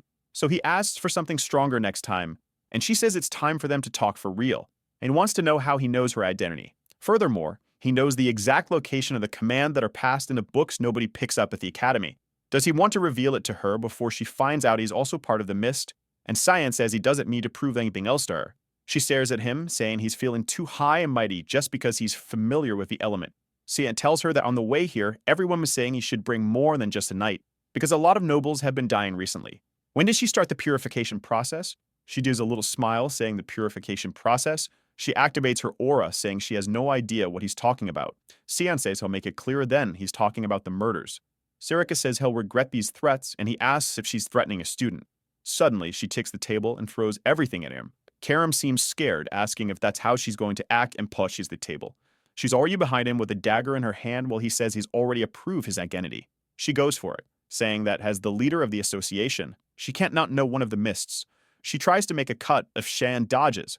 She goes for it again, saying you won't escape. She impulls Karam, thinking you won't have anything to do, and defends her attack. He says that since she doesn't believe him, he'll have to show her. And he starts attacking her, causing her to defend and retreat. Sway, she asks if this blade is what she's thinking. The weapon that can only be wielded by those who have been chosen. Tiram's demonic blade. San asks if she finally recognizes him, especially since the Mist must be working right now to find her. Surika wants to know how he knows this. San tells her that the hair she's been searching for is right here in front of her. At a certain street in ruin, in an isolated house, someone uses magic to open a padlock, who's Surika Lishian, who says he doesn't seem very impressed with a hideout of the Mist being right here. That one is the way to the altar he wants so badly they can go alone. Sian walks through the tunnels.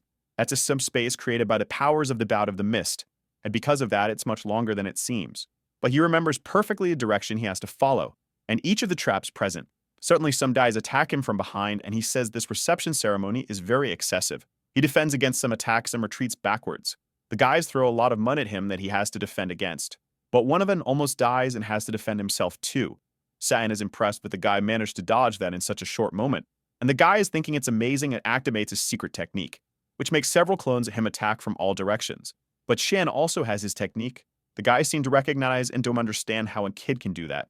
Sian uses the wave of murderous intent. It's a technique exclusive to those who have been assassins for a long time.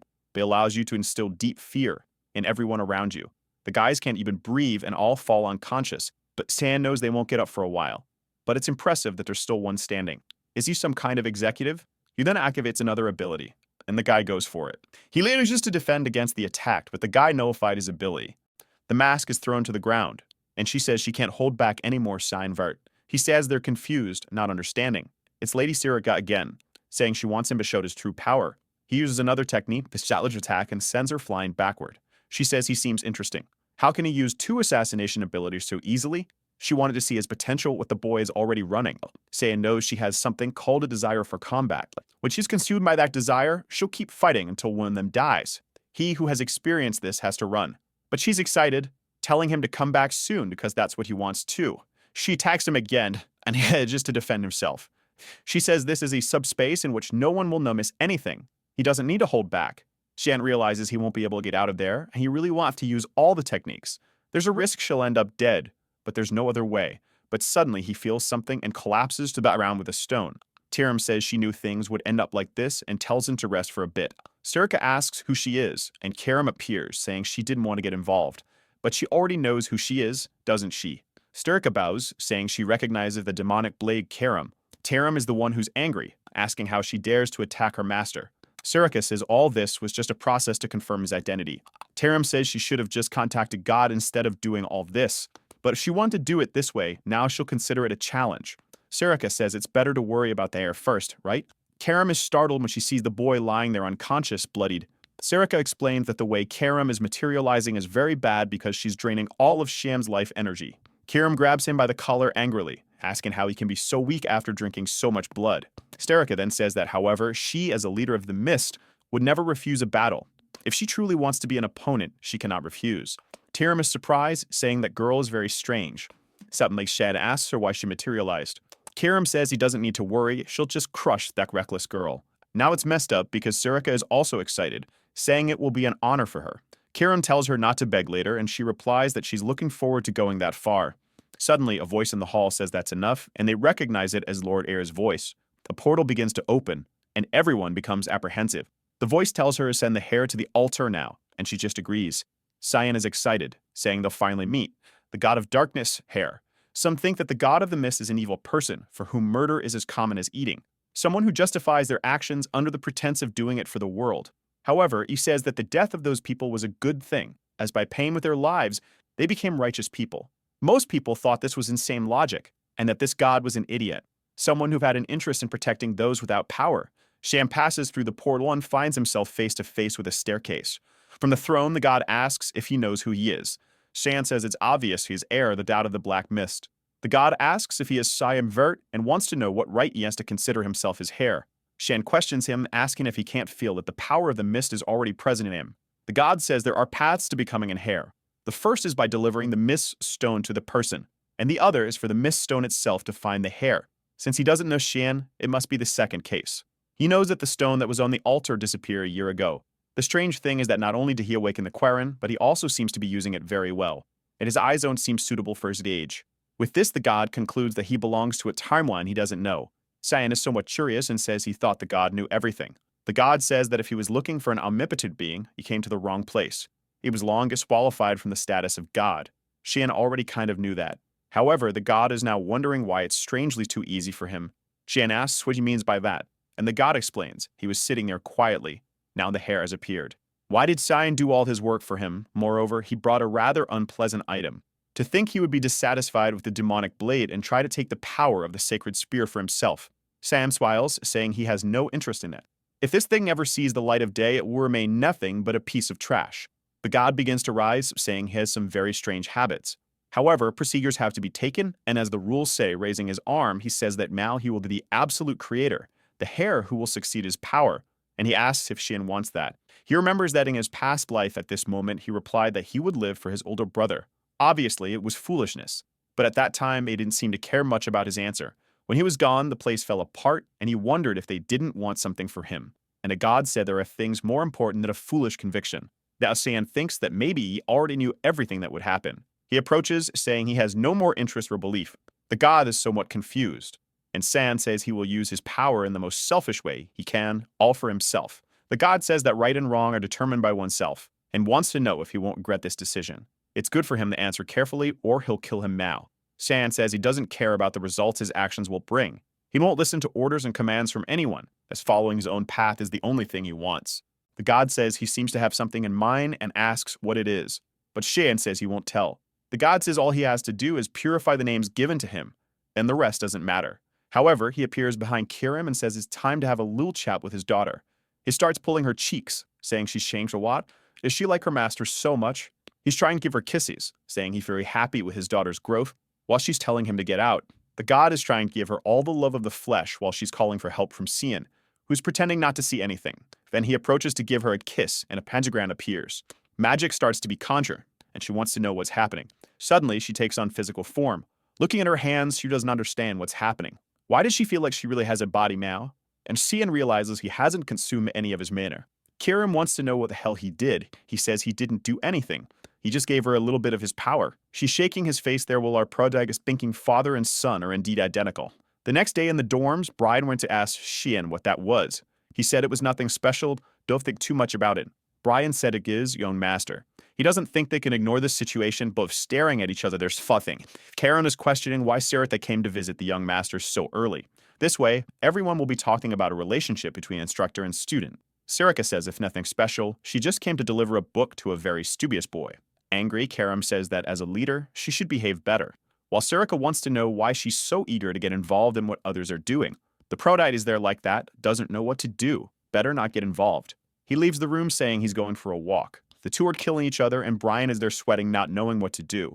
The city seems to be bustling while Shan observes everything from a pillar. Finally, he manages to relax a bit, but suddenly he smells blood. Someone is thrown to the ground. It gets up there spitting blood all twisted. Some guides are say they should try to do that thing there. It's very terrible, so it's going to be fun. The blonde guy makes a mana bowl in his hand. Showing it to her, he tells her to take a look. He pulls her mouth and says he brought something delicious. When a friend brings something delicious, she has to eat it.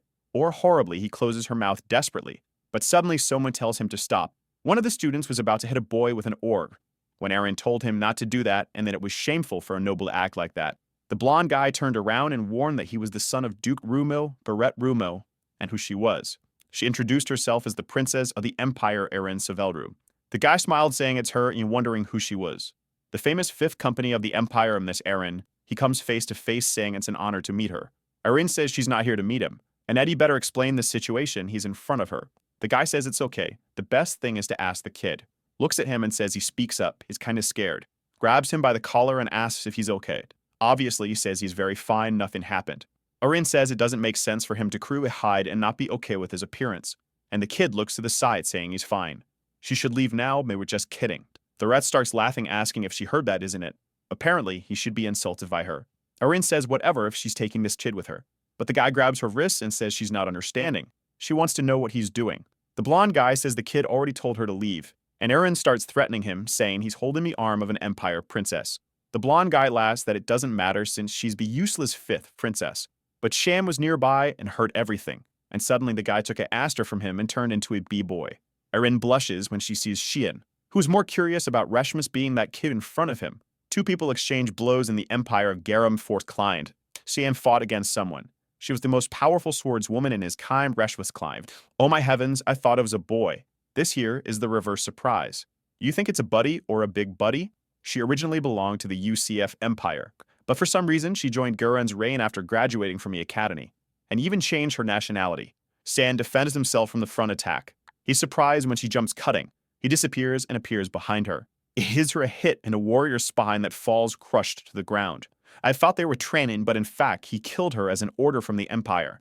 The order was to kill her in a covert way, but she found him they had a sort of official duel. For him, there was no particular reason. He just saw her as an amazing person as she reached the peak of swordsmanship without any backing, and didn't want to kill such a talented person without giving her a chance to fight. Friends are calling for Barrett while Reshmus is there somewhat shocked. The red starts to get up asking why there are so many idiots caring about other people's business. He recognizes the kid as CM Vert and says he heard rumors that he was on the front lines. Is he trying to get involved in her games? Cyan thinks those games are not fun at all.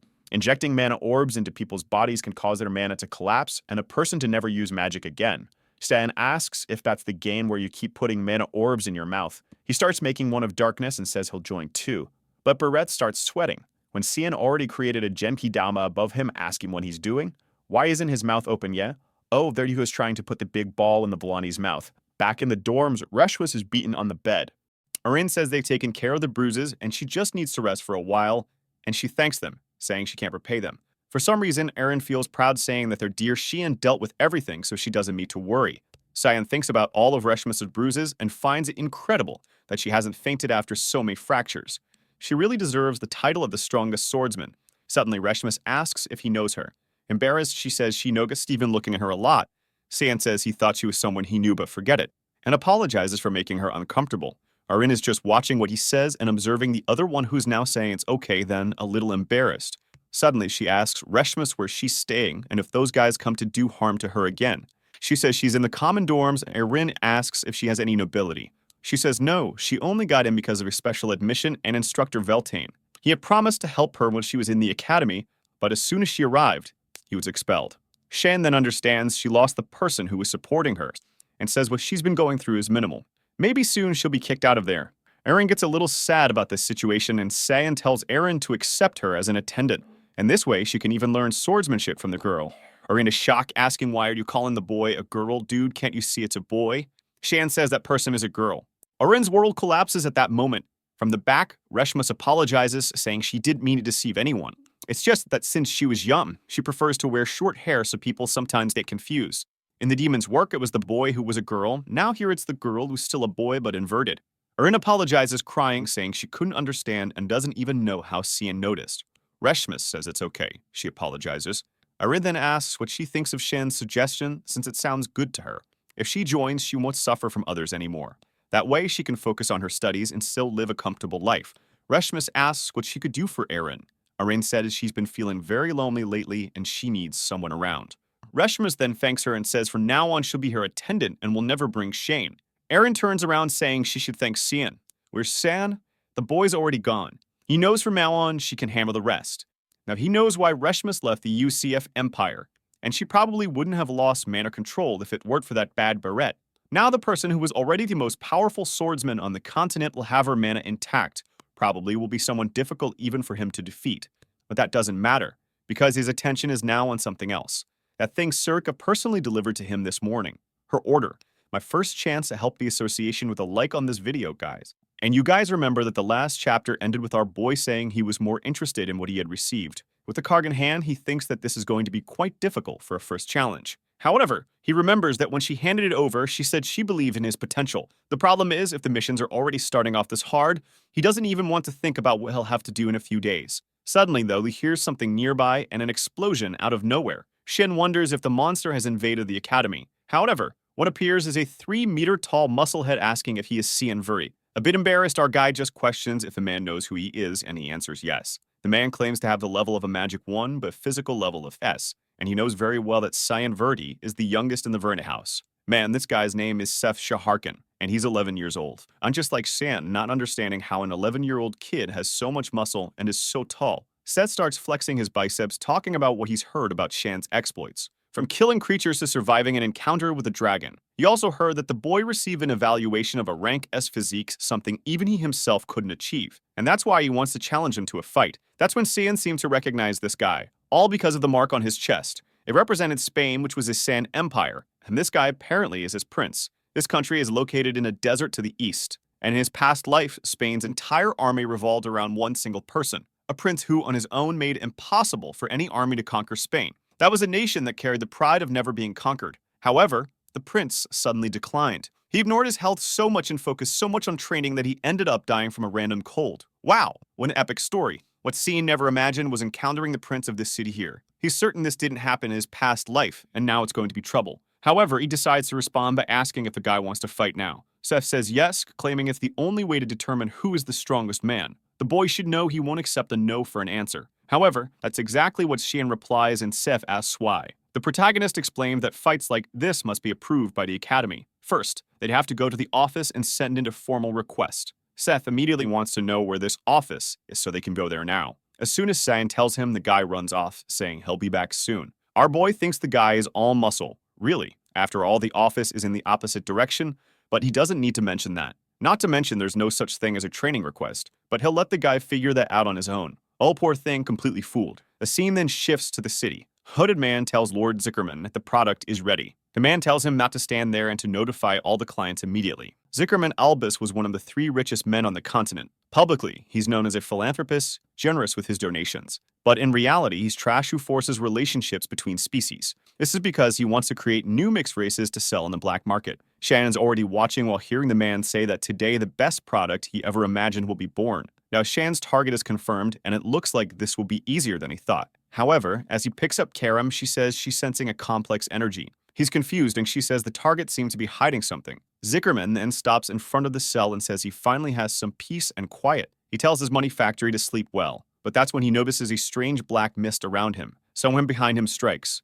The first headless one falls to the ground, and the knight asks who's there. Desperate, Zickerman yells for someone to kill whoever it is. But Shan rushes toward the man and lands a blow that makes him drop his sword. Another strike behind the knee and Karam is already at his neck. Before the man can say anything, he's already taken down. This one doesn't hesitate. Zickerman starts screaming, asking where the rest of the knights are. Shin simply says he'll find out soon enough when he joins them. Although he had hired a lot of people, they were useless. Dragging himself on the floor, Zickerman asks if he wants money. But Shen just cuts his hand and says he already has enough of that. The fool falls to the ground and Cyan calls him by his name. He says he will be punished for the inhumane things he's done and for his participation in the slave market. That alone is reason enough for him to die. But since he's feeling generous, he'll give him a minute to repent for all and free himself from the pain. Zickerman, however, crying, says it doesn't matter since he'll be killed anyway. He tries to explain that all they're doing is earning a living. The real culprits are the people interested in buying the goods. Shin simply says his minute has passed and he didn't even repent. He activates the 8 stanzas of the Black Mist and starts a sequence of attacks on the back. Now that the main part was complete, he could take a look around. As he approaches Masera, he asks Karam if this is the place, and she says yes.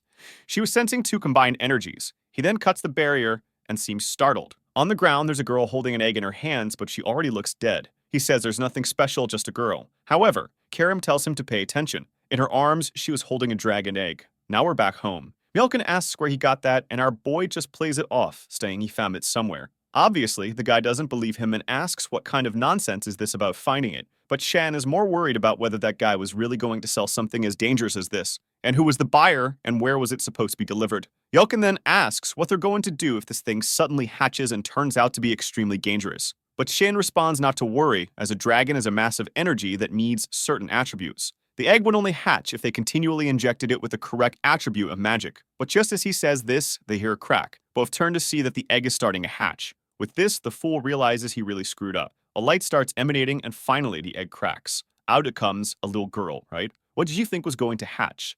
Insane dragon? No, of course, it had to be a lowly. Milken is freaking out, wondering what they're going to do. But Shine is more impressed that it's a mixed race. And the fact that she's half human makes this a much bigger problem than he imagined. But the little dragon girl is smiling at him, even giving him a hug. Since he was present at her birth, he starts imagining that maybe she thinks of him as her dad. Suddenly, someone nearby laughs. It's Karam, who says it's ironic that an 11-year-old boy is now a father. But Shan says it's all her fault. We then see the moment he picked up the egg and asked if they should really take it. Karam said yes, because it could fall into the wrong hands. Our boy was afraid of it hatching, but she assured him that a dragon egg wouldn't hatch without the right energy or a mother. Back in the present, she says this just proves that anything can happen. Our boy asks what that nonsense was about the egg not being able to hatch without a mother. And she replies that's why she said anything can happen. But this business about a mixed race was truly curious. The very existence of that creature was dangerous. The protagonist knows this. And the worst part is this is going to be a massive headache. It was already a problem for a half-human, half-beast hybrid.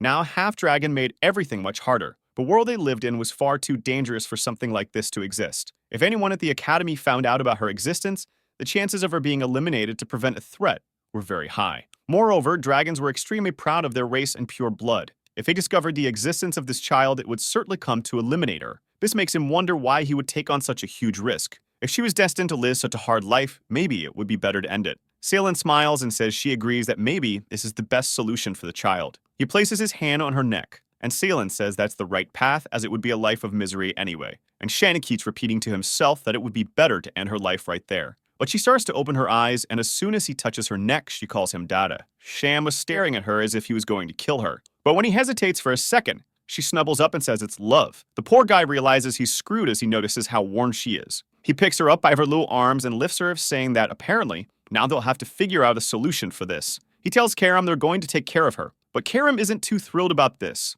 The scene then shifts back to the Verdi household castle. Kranz's mother is there, wondering what she's going to do. She couldn't let that damn Cian roam free and be a danger to her son. That's when Eshel shows up and calls for his mother. He says that if something is bothering her, she just has to tell him. But she leaves, saying she's fine and nothing is troubling her. However, as soon as she closes the door, he tells Kellen to report the information. The man says they found the bodies of some knights dead in the forest, and the only survivor went to the capital with Cian. He's certain that the person who ordered the attack was Duchess Margareth. Moreover, they lost contact with an agent at the academy who had been passing information about Cian. Ashel says that apparently the man hasn't learned anything from his brother. The fool is trembling, realizing the man is disappointed. He's certain Eshel isn't the kind of person to keep those who disappoint him around. Afraid of being eliminated, he yells, saying he'll check it out himself. He swears he'll never let him down again. Eshel places a hand on the man and says it's impressive how passionate Kellen is about his work. And with that, he leaves, saying he's sure his brother is hiding something. Back at the academy, Sirica is rushing in. Our boy is there with Karam, bottle-feeding the dragon,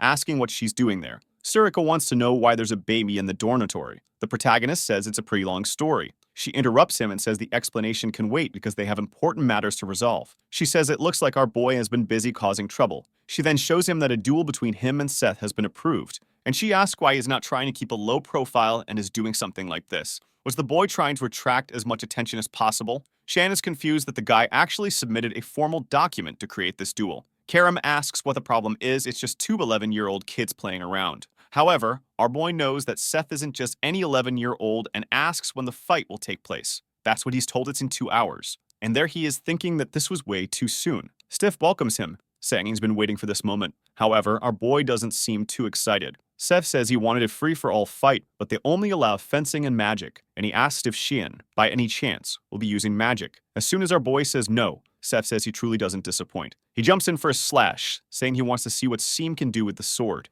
The protagonist, however, seems calm. He's just thinking about how fast this guy is considering his size. But attacks that rely purely on physical strength are easy to avoid. With a simple sword movement, Seth's attack is deflected to the ground. Shan starts to move, saying that an opponent like this is defeated with sophistication and precision. However, the prince says he won't give him any chances. A swords clash and Seth feels the pressure in his arm. Shen was able to use a good amount of his strength to counterattack. And how is he blocking such a big sword with just a rapier? Suddenly, Seth is behind him and goes for a hit to the back of his neck. But out of nowhere, Cyan sheathes his sword and grabs the fool by the legs. The poor guy is confused, wondering if this bastard has eyes on the back of his head. But when he's about to hit the ground, he manages to place his hand down and barely saves himself. He uses the momentum to almost land a kick on Xian. Seth is impressed that the guy found a counterattack in that situation. The audience is wide-eyed, wondering if these two are even human. Seth is just smiling. He starts laughing, saying that he really was defeated with the sword. But now he's going to put everything on the line and do whatever it takes to win. Shan says he's looking forward to it, but he's thinking this is going to be exhausting. However, Seth insists, saying he hopes Xian will also come in with everything he's got. His aura begins to expand, shattering the ground beneath him. He calls out Xian's name and says now it's begun. A bearded man in the audience says they finally started using magic. Students competing in both fencing and magic showed they had a good spirit. Surika, standing next to him, says it's clear Xian was the winner in fencing. They know Seth has an A-class physique, while Cyan is S-class. The fencing match was determined from the start. However, physical aptitude is just a basic element when it comes to high-level magic. And as far as he knows, Seth has level 3 magic, a highest among freshmen. He wants to see how Xian will respond to this. Surika, however, is fuming, wondering why this bastard is drawing so much attention. Suddenly, a hand starts emerging from the ground. It's Seth's death grip. He prepares a punch and Xian realizes it's time to use magic. He easily dodges the first attack. However, he seems to trip over something in Seth's movement, who warns him he won't escape. A sequence of attacks continues coming his way, but he easily avoids them. Seth then activates Desert Fang. A mound of sand erupts from the ground and suddenly it seems Xian is surrounded. He knows Seth has at least 3-star magic. The poor guy took a Gara Classic, but as soon as the smoke cleared, there he was, perfectly fine. One of the things he realized is that Seth would easily use level 4 magic. The problem is that defeating him would put him in a complicated situation. Seth then asks how long Cyan plans to keep dodging attacks. Obviously, Xian wonders if Seth expected him to just take a hit to the face. Angry, Seth says Xian is just a student and a warrior should never run from their destiny. Confused, Xian says that, as far as he knows, both of them are students. At that, the idiot starts going crazy and activates a sandstorm. The old man is watching closely while Surika looks scared, wondering why he's using level 4 magic. Seth sends an attack towards Xian, saying he wants to see if he can dodge this one. Our boy just stands there and says, "Fine, I'll take this one." Meanwhile, someone grabs the bottle. It's Yulkin, saying it's a good thing he has experience raising kids. He had a tough time taking care of all his younger siblings, but you never imagined that experience would save him now. He then calls for the princess and says it's time to eat, but suddenly he's startled. The little girl seems to have grown quite a bit already. Back in the sand during Seth's attack, it was enclosed in a blue globe. However, the globe was starting to crack. Oh, I get it. It was protection so that no one else would get hurt during the battle, but now it's breaking. Oscar, the one responsible for the barrier, can't understand how a student is doing all this. Surika tells the chancellor that it's better to cancel the match. However, he says he wants to wait because he feels something is about to happen. Shan then activates a secret art of the Void Sphere. And of course, Surika didn't want him to use something like that. Suddenly, Seth's sandstorm seems to be absorbed. The professor laughs, saying the boy is quite impressive. Meanwhile, Surika wants to kill him for letting everyone see this. Seth's attack keeps getting absorbed and the sphere continues to grow. Until, after a while, Sam closes his hand. The fool is left confused, not understanding what just happened. And the people in the audience wonder where all that power disappeared to. No one has any idea what that black energy sphere in the middle of the arena was. Shin asks Seth if he still wants to continue. But the poor guy is exhausted. He falls to his knees saying he can't believe he lost. He lost in fencing and lost in magic. At that moment, he was pure depression. Poor Sian starts feeling bad for crushing the guy's spirit.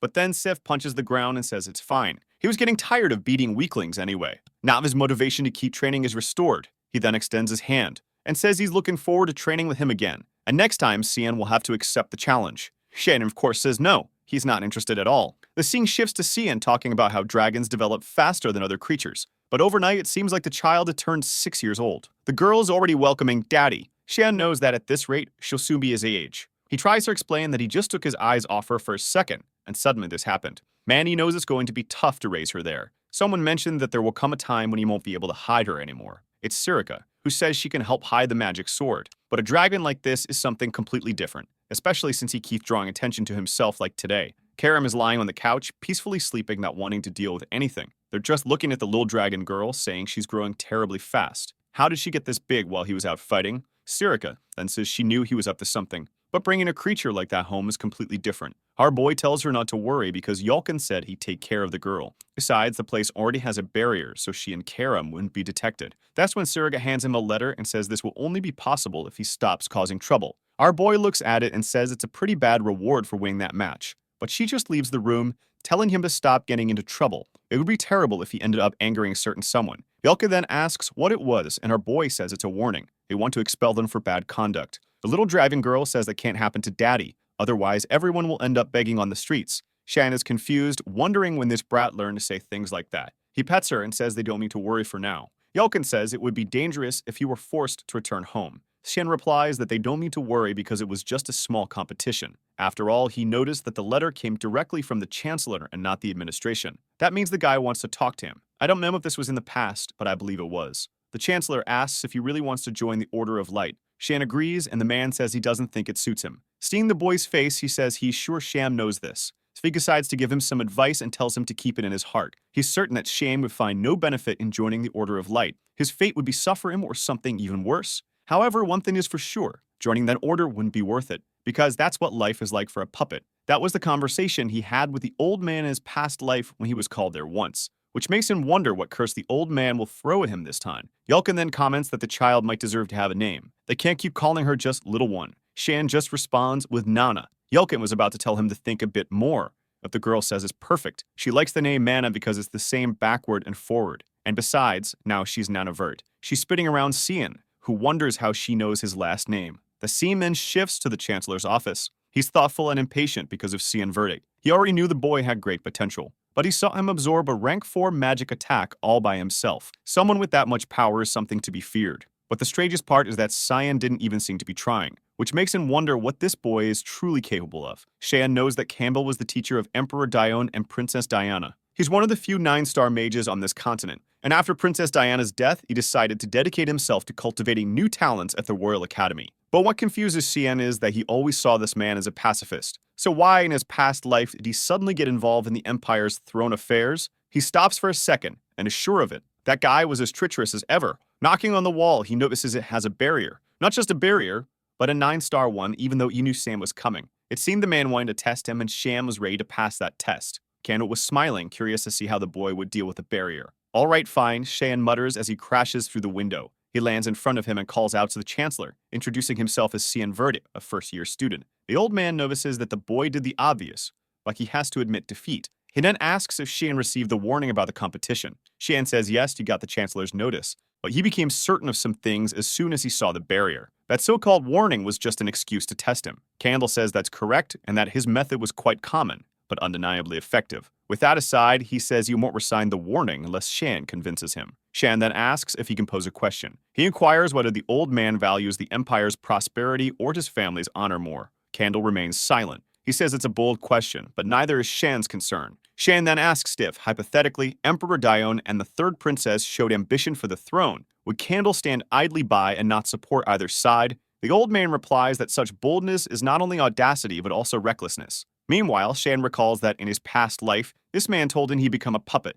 But at this moment, Candle was no different. Shane remembers that in his past life, the Chancellor played an important role in helping Prince Luenel ascend to the throne, a prince known for his violent nature and for killing all of his siblings. The day the Chancellor questioned those deaths, he was imprisoned for treason. Now, Campbell slams his hand on the table and says it doesn't make sense. He asks Shin if he truly believes that the peace built over the past 100 years could crumble so easily. He felt the boy was talented, but apparently he's just an ignorant child. Shan ignores the insult and says that both Cannibal's daughter and the second princess have already died from illness. Furthermore, the third and fourth princes are forces that cannot be ignored. And Empress Cassandra's faction is beginning to hunger for power. They would stop at nothing to seize control of the empire. After all, the peace in this land is barely holding together. And when it all collapses, it will also mean the end of the academy. Candle is stunned that an 11-year-old knows the entire current political landscape. It then asks what Shan's intention was in saying all this. Shan says he's there to propose a deal that will help Candle, peace for his family and peace for the academy. And all he asks in return is for Candle to remove the warning. The old man laughs, making Shan feel like a fool. Candle summons a magic circle and asks what power Shan plans he used to resolve this. He signals downward with his finger, saying Shan will be crushed along with his arrogance. Chains of judgment then appear and pull Shan upward. Shan immediately realizes the Chancellor wants to test him again. Candle says that while Xian may be powerful, escaping such a skill won't be easy. He remarks that the boy is getting too full of himself. However, Xian asks for permission to show what he's capable of. At that moment, the old man is startled. Xian activates an adaptation of the Void Sphere. The chains seem to be getting swallowed up. The old man is in disbelief that a level 1 skill is consuming his magic. The energy keeps being absorbed and the sphere continues to grow. Meanwhile, the old man wonders about the limits of this boy's potential. Finally, the attack dissipates along with the chains. Shan asks if he's proven enough. Candle immediately agrees to remove the warning, but says he doubts that's all Xian wants. Our boy says it is because all he wants is for there to be no problems at the academy. The old man asks if he's sure, and Xian says yes. The truth is, Xian really doesn't want to see the academy collapse again. Meanwhile, in the city at sunset, someone mentions they bought a lot of sweets, but that's what happens when there's a child at home. It's Yelkin, who's happy just imagining Mana eating all of it. Suddenly, he feels a chill. The place is eerily quiet and he assumes it's just his imagination. He slowly walks, looking around, until he senses a presence in the shadows and demands it show itself. Someone steps out of the darkness and Yelkin is so startled he drops the sweets. Man, I thought you'd react, but the poor guy just disappeared. Shan had promised the Chancellor that he'd attend all classes after leaving the meeting. But at this moment, he's tired and bored. It's tedious to study things he learned over 30 years ago. Since he doesn't have any missions to do, he considers going to train. But then someone appears behind him, asking where he thinks he's going. It's Erin who says the lesson isn't over yet. Shan lies, saying he's just going to the bathroom. But she calls him a liar because she knows that's not the direction to the bathroom. Meanwhile, a guy named Resimus is standing behind her, calling her Lady Erin. Our boy then asks if she's allowing him to address her by her personal name. She tells him to stop changing the subject but says yes, but only in private. However, she wants to know why Xian is still so formal with her. Our boy responds that since she's royalty and he's just a simple citizen of the Empire, he can't be too familiar with her. Someone then approaches in the middle of their discussion. He calls out to Erin, and suddenly she looks startled. Shin glances to the side and sees a guy on the stairs, saying it's been a long time since they've seen each other. It's Brother Fabian and Brother Nerobian. Apparently, someone really likes Bian. Erin greets them, and they ask why she's surrounded by commoners or if those people are her servants. Shan knows these guys from House Nefello always belittle the princess. Then they ask if he's the so-called boy San Vert. Our boy simply says it's a pleasure to meet them and introduces himself as the young Mist of House Verdi. The guys reply that he doesn't need to introduce himself because they saw the duel, and it was incredible. Surely he'd be invited to the next social gathering. They say they should talk more and shouldn't remain strangers. Shan notices that Erin is being completely ignored. The guys place their hands on his shoulder and tell him this is an opportunity few people get. Arin just stands there silent, until Nerobian puts his hand on her shoulder and says that obviously someone like her shouldn't get any ideas. The so-called princess should know her place. As the guys leave, Resimus asks if they really are princes. Erin confirms they are and remarks, as the saying goes, blood is thicker than water.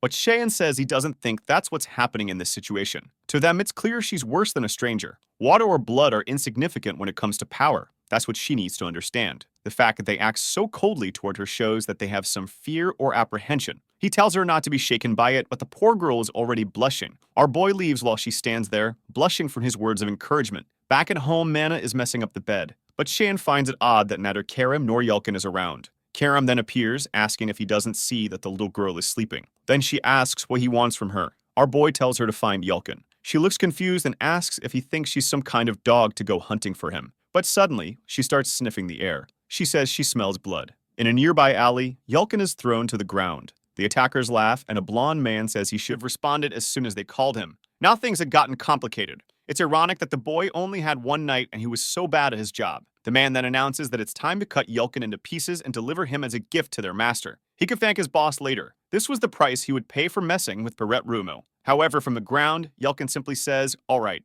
The guy is confused and asks what he means. Even while battered, Yelkin tells them to just get it over with. Barrett then tells everyone that apparently Yelkin has lost his mind. It's time to finish this by killing him. But suddenly, from above the alley, someone asks what they're doing. "Man, if it's who I think it is, I guess you're all headed to your next life." It's Hamim Shan McCarram at hand saying that apparently this was Rumil's doing. From the ground, Yelkin sees it's our boy. And upon seeing the state of his friend, Cyan says, "Looks like I beat up my poor boy." Barrett, however, seems excited that San showed up on his own. This was exactly what he had planned. Shan simply replies that he's looking forward to seeing what Barrett will do. He charges at the men, activating the 8th stance of the violent barrage. It's a tap to one guy's neck, a flick to another's forehead. Everyone in the alley starts getting thrown around. Barrett can't believe that all the men he hired couldn't beat this kid. What kind of monster is this, he wonders. He starts cursing Cian Vert and says he'll kill him. But before he can use his spell, he takes a knee to the stomach and is thrown far away. The poor guy hits the wall and San says Barrett hasn't changed one bit. He asks if tormenting the weak is really so fun for him. Barrett, however, says what he does in his free time is none of Shan's business. And he asks, "What are you going to do, kill me?" Shan remembers that in his past life, this guy, the eldest son of House Rumil, became the strongest figure in the kingdom of Garan. He was an infamous figure who beat his own servants to death and burned small animals just for entertainment. Until one day, his madness crossed the line. He mercilessly killed a classmate and claimed he was just practicing magic. This exposed him, and the Purge Squad gave Xian a mission to eliminate him. But that day, Xian would never forget what he saw upon arriving at that mansion. In the man's basement was a pile of servant corpses. Naturally, Xian tortured him to give him a painful death. But even while suffering, the man kept smiling and telling Xian it just ended. That was because he was already bored with his own games. Now Xian realizes that killing that guy in the past wasn't a punishment for a monster like him. After all, he had already done everything he wanted. It was an entirely inadequate price considering the lives he had affected. With this, Xian grabs Barrett by the mouth and summons a mana orb. Barrett asks what he's doing, and warns that Xian won't get away with this because he's the future of the kingdom of Garan. But Shan just grabs Barrett by the throat and says he sure loves to talk a lot. He warns that Barrett's biggest mistake wasn't insulting him. He could say whatever he wanted behind his back, but what he should never have done was hurt one of Shan's servants.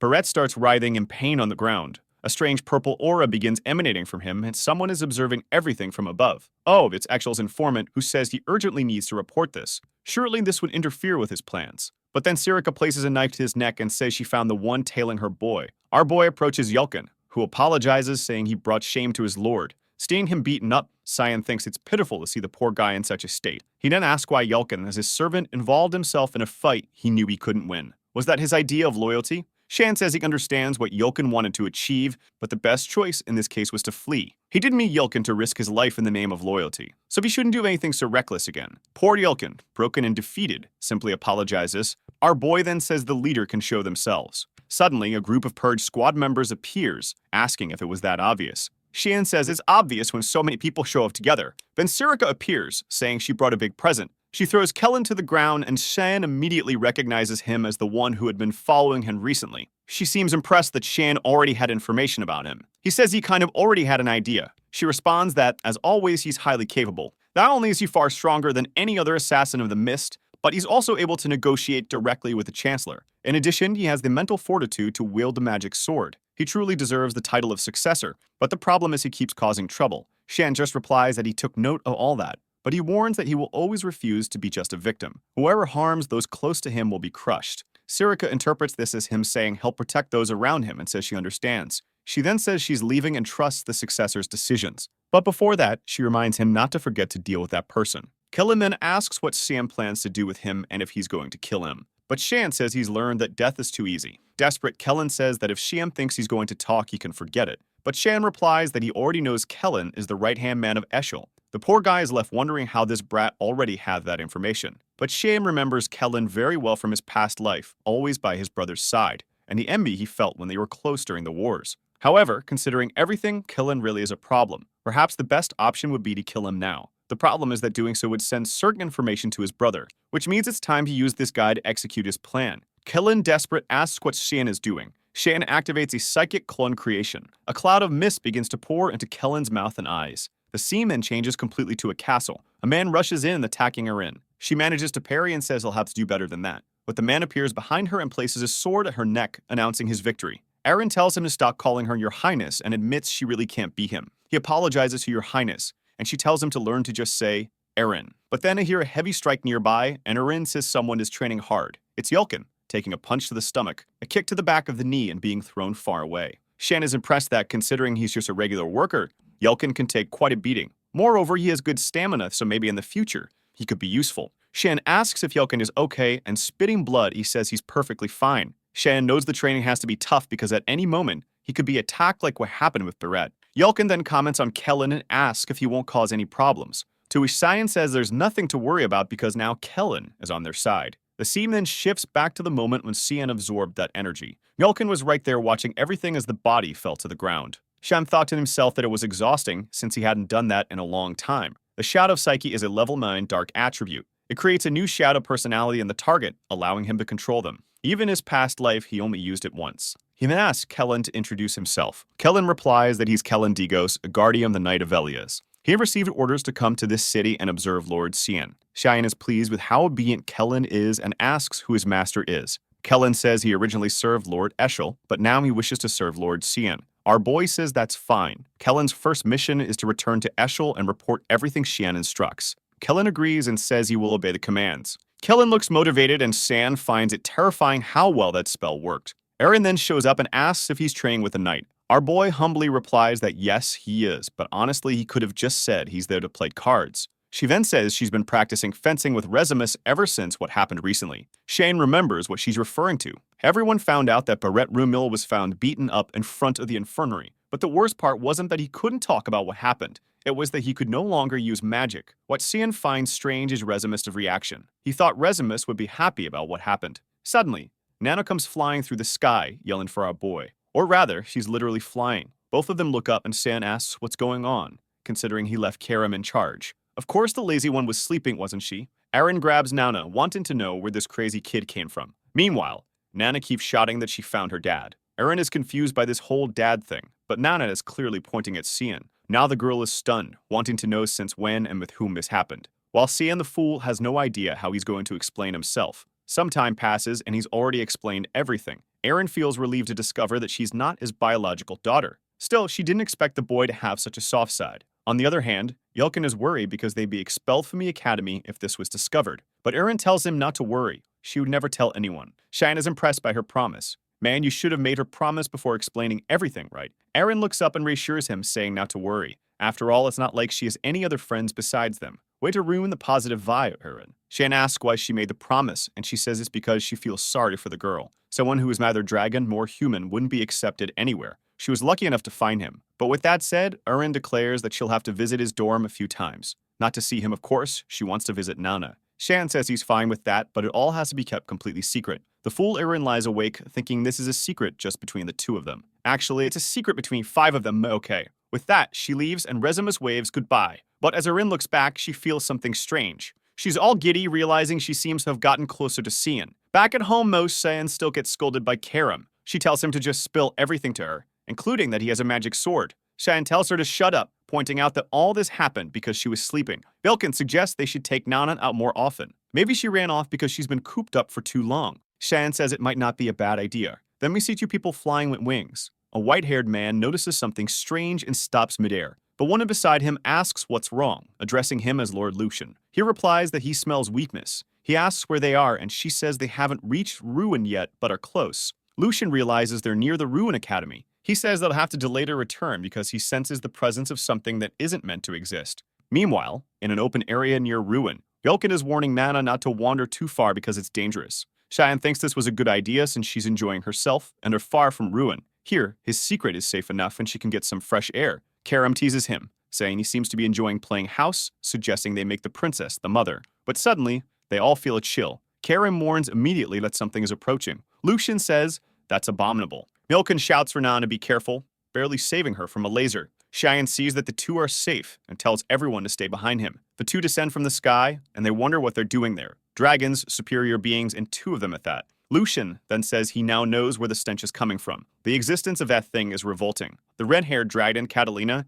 asks how such an abomination came to be. She questions if Xian is the owner of this mixed race and how he also possesses a magic sword. Karam is furious at being treated like a mere object, but Catalina tells her to be quiet since she's just a human's toy now. Hermia, however, retorts, asking if Catalina is looking to die. As Hermia prepares to attack, Lucian stops her. He explains that he has no interest in this fight as they dislike fighting inferior creatures. However, they must take a mixed breed girl with them. A half-human, half-dragon existence would surely make for valuable studies. They say that if they hand her over, everyone's lives will be spared. But Cheyenne tells them all to shut up. Lucian can't believe the audacity of the boy. Cheyenne repeats, telling the winged crocodile to keep quiet. Obviously, Lucian loses his temper. He nearly fires a laser at Cheyenne, but Yulkin calls out to him, telling him not to worry and to stay behind him. However, it's undeniable that the technique Lucian used was terrifying. Lucian says that's why dealing with inferior creatures is so annoying. Cheyenne activates the immense stance of the Black Mist, manifesting the magic sword. Every time, I mess up pronouncing these massive spell names.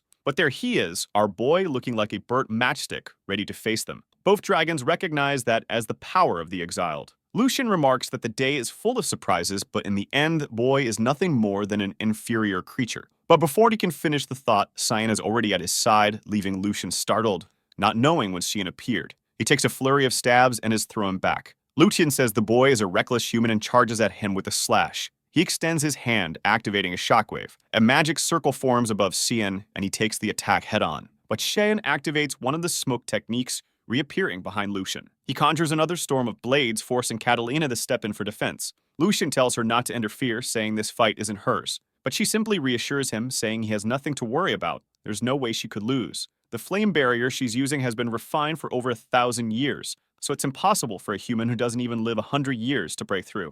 Until Sagan activates the 8 petals. Are we back at Manhwa? He delivers 8 slashes to the barrier, shattering it completely. Catalina is left wondering how that's possible. Before she can recover, Xian delivers a clean slash through her. Did she disintegrate? Did she actually die? Man, is Xian pissed off. Lucian, confused, asks what Xian is. Someone with mere powers of the mist shouldn't be this strong. He demands an answer, but when Xian doesn't reply, Lucian says that, in that case, he'll treat him as a serious opponent. Xian notices that Lucian is activating the polymorph ability. From the magic circle, the dragon begins to emerge. The man is reverting from his human form to his natural one. Sharp eyes, massive wings, the beast is here. Lucian lets out a deafening roar in Xian's face, but Xian leaps towards him, saying he knows this is the moment when Lucian is most vulnerable. He's already above the dragon's wings, and Lucian wonders what he's thinking. Noticing Xian's position, Lucian realizes the boy knows about the vulnerabilities of the polymorph ability. Xian strikes directly in the middle of Lucian's forehead. Lucian calls him reckless, but is already thinking about escaping. But Xian smirks and says it's too late. He activates the technique Giant Tree Root directly into Lucian's head. A wave of black energy spreads through the dragon's body. Lucian rises in the sky, and sometime later we see Yulkin calling out to Xian. Yulkin looks horrified and covers Nana's eyes. What's this? Xian has already cut the dragon and is roasting its meat. He says dragon meat is precious, and Nana exclaims that she wants some. Meanwhile, Xian's brother hears about Xian working with a mysterious group. Kellen explains that the agents they sent were killed by this unknown force. Eckel asks if that's everything, and Kellen confirms it. Eckel finds it odd. When this guy left, he was filled with anxiety and fear. But now he seems calm and collected, like a completely different person. Eckel simply says he understands, but has one more question to ask. When Eckel stares at him, Kellen realizes Eckel has caught on to something. Suddenly, Kellen places his hand on his chest and says, "May the grace of Lumendel be with me." Eckel smiles and thanks him for the response. He tells Kellen not to worry too much, but advises him to be cautious. Kellen, however, knows there's no turning back now that Eckel is starting to suspect him. At the very least, he needs to ensure he doesn't become a problem for Xian. As he leaves the room, Kellen runs into a maid. He remembers that she was the girl who took care of Xian.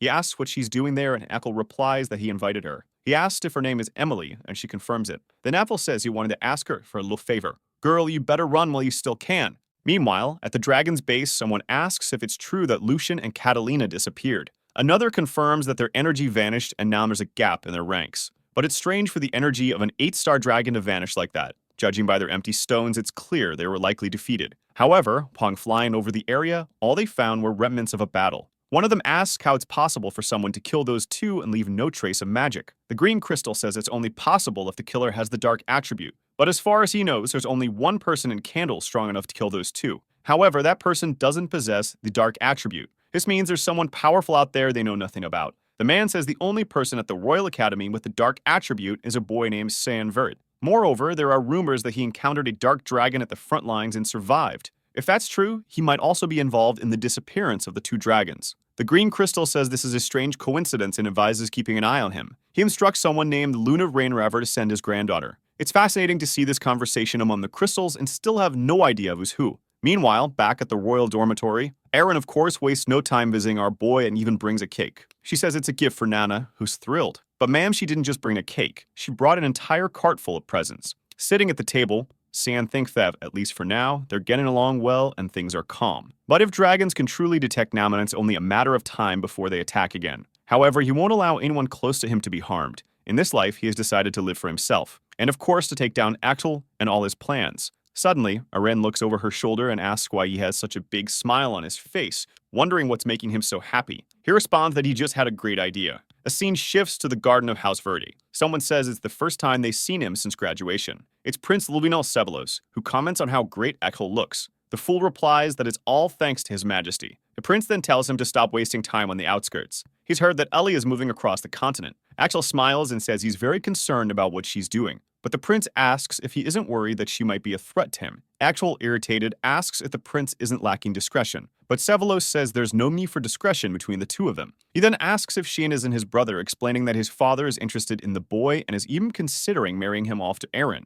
He doesn't understand why Axel would care about this, considering that girl is useless. Axel, however, tells him not to be so quick to judge. She might gain some influence and interest, becoming useful. The prince replies that he likes how productive their conversations always are. Their relationship is quite peculiar, huh? Might as well end with a kiss. The prince even offers Axel a glass of wine. But Axel notices that the prince's knight seems to be someone new he's never heard of. The prince explains that it's a gem he found while passing through the slums. Axel examines the man and remarks that even among gems, this one appears to be of the highest quality. The man introduces himself as Boris Lehelman offers his services. Suddenly, 2 years have passed just like that. She had mentioned that he kept a low profile, and just as he felt he had adjusted to the academy, that's when Elise returned. In another part of the castle, someone knocks on a door. Elise had come to visit Candle, who remarks that it's been a long time since they last saw each other. He asks if she enjoyed her trip. She says yes, mentioning that she visited the city of Pruina. The Chancellor comments that it's a place where humans aren't very welcome. She explains that it took her an entire year just to start adjusting. However, she wanted to understand the harmony they always spoke about. He always said that wherever she went, prosperity would follow. That's why she's careful about where she belongs.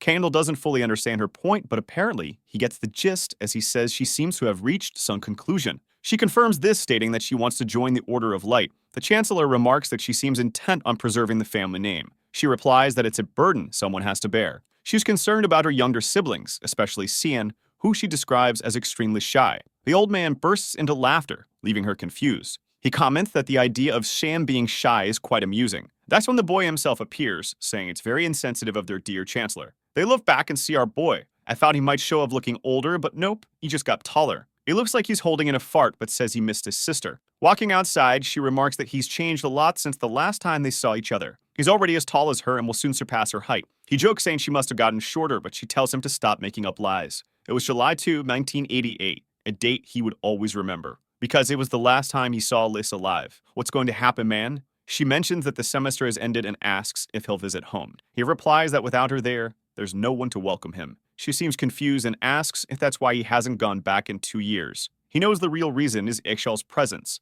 and of course the Duchess, who wants to kill him at any moment. The worst part is that their father does nothing to stop it. Going home would basically be suicide. Stop lying, kid. You killed 2 dragons and are afraid of a Duchess? But okay, I believe the Eschel part. Galice then asks if he gets along with Crans. He replies that it's impossible. She asks why, and he says it's obvious, because of the way Crans always treated him, always trying to take his life. Apparently, Alice had no idea about any of this. Yelkin steps forward and confirms the information. Shen explains that Yelkin is his guardian. Poor Alice just now realizes this, thinking he was just some random lunatic following them around because he was so weak. Sometime later, she finally understands what happened. She mentions that while all this was going on, she was in Pruina, completely unaware. Shan tells her not to worry as the problem was created by the Duchess and Crans. They are the true villains. But Elise's expression changes. He asks her what's wrong, and she suddenly snaps out of it. Shan then asks Elise if she's told anyone else about this, and she says it's all in the past. Crans never showed any remorse. Suddenly, Elise pulls him into a hug. She cries, saying he doesn't have to carry such a heavy burden alone. Whenever he needs, he can count on her. Shan says that from now on, he will protect her. But suddenly, she says she can't stay any longer because something has come up and she needs to handle it. However, she tells him to take care of himself while she's away. At this moment, Yelkin feels something strange. Elise gives him a tight hug, thanking him for taking care of her brother. Yelkin was about to protest, saying he doesn't take care of this troublemaker, but Shan quickly tells him to stay quiet. Some time passes, and it seems like Elise is leaving. Even though Shan is smiling, he knows it's been a long time since he's seen her this serious. The scene shifts to the past, where Cyan is taking hits from a sword. It's Crayons asking if he's already tired and calling him a motherless bastard, ordering him to get up. Shannon, frustrated, says there's no need for him to say such things since he's already won. But he takes another hit to the face, and Crayons tells him to shut up. The beatdown continues until someone appears and tells Crayons to stop. It's Alex who demands to know what he thinks he's doing and orders him to apologize to Cyan immediately. Shan knows from the look on her face that this is going to cause chaos at home, but maybe this is a good way to reveal the truth about the people around her and somehow change her destiny. Someone delivers a few letters to him saying they're for him. Yelkin mentions that one is from the academy and another is from the cleaning staff. Shang grabs the black letter and says the other one must be from the imperial court. Yelkin takes a look and confirms it. Both he and Karam seem interested in what the court wants. Shan simply says it's an invitation to a banquet. And the black letter, of course, is an assassination order. It's for the death of a man named Dranian Nephelis, set to happen at the banquet. This shocked the entire kingdom, since the man is the emperor's younger brother. Karam asks if he's going and says yes, because there are things he needs to handle. In the meantime, he wonders why that Dan woman gave him this mission, especially since in his past life it was assigned to someone else. Karam notices that the banquet invitation came directly from Aaron. She jokes that Shingen finally received a love letter. He immediately activates sword manipulation and the blade nearly hits her, making her fall face first to the ground. At that moment, someone calls out, saying, "Dad, I'm hungry." Yelpin looks shocked and Cyan asks what's wrong, but his own expression changes immediately. Let's not mention it, but yeah, she's grown. That's all. The scene shifts to the exterior of a castle, where someone runs to open the door. It's Miss Elise, apparently arriving at House Vert. The butlers comment on her return, but she just wants to know where the Duchess is. The Duchess is calmly reading a book until she hears a loud knock at the door. Elise storms in, and as the Duchess greets her, saying it's been a long time and asking how she's been, Elise raises her hand and slaps her hard across the face. Everyone is shocked, and a butler asks why the guards aren't doing their job. From the floor, the Duchess asks if Ellis has lost her mind. But Ellis responds that it's the Duchess who should be asking herself that question, especially since she tried to kill Cian. The Duchess is alarmed that Ellis knows about this. Of course, she denies it, claiming she'd never do such a thing, and asks if Ellis has any evidence. Ellis says that by asking for evidence, the Duchess made everything perfectly clear. If the Duchess orders the guards to act, she continues screaming, asking what they're waiting for and commanding them to restrain Elise. The guards leap toward Elise, apologizing as they go. Well, this isn't going to go well for them, is it? Elise dodges the first one and knees him in the neck. She activates a spiritual magic called Undyne and takes them all down. The Duchess trembles as she watches all the guards fall in the blink of an eye. She tells Elise not to come any closer and asks why she's doing this. Elise simply responds that Shan's guardian already confessed everything. He admitted to receiving orders to kill the boy 2 years ago. The Duchess claims it's ridiculous for Elise to act based on the words of a mere servant, but Elise tells her to shut up, saying she will have to face the consequences because everything will be reported to their father. Her time is up. With that, she walks out. The Duchess, however, thinks to herself that the foolish girl still doesn't understand anything. Uke Williers had no interest in anything except that one child. She immediately sends word to him, saying she knows about the assassination attempt and asks what the problem is. Surprised, Ellis tells her father that one of his children almost died. The Duke says he won't make any excuses. He simply believed Cian would survive. Elise protests, saying it was extremely dangerous as Cian was just a child fighting 6 knights. He only survived thanks to one of them deciding to protect him. The Duke laughs and asks if she truly believes that False might save Cian. That man was nothing more than a simple worker. Elise questions whether he's saying Cian killed all those knights by himself. The father steps closer to Elise and remarks that she knows very little about her little brother. He hands her a letter and tells her to take a look. She asks what it is, and he explains it's an invitation to the imperial banquet. He wants her to attend in his place. It would be a good opportunity for her to relax and stop worrying so much about Cian.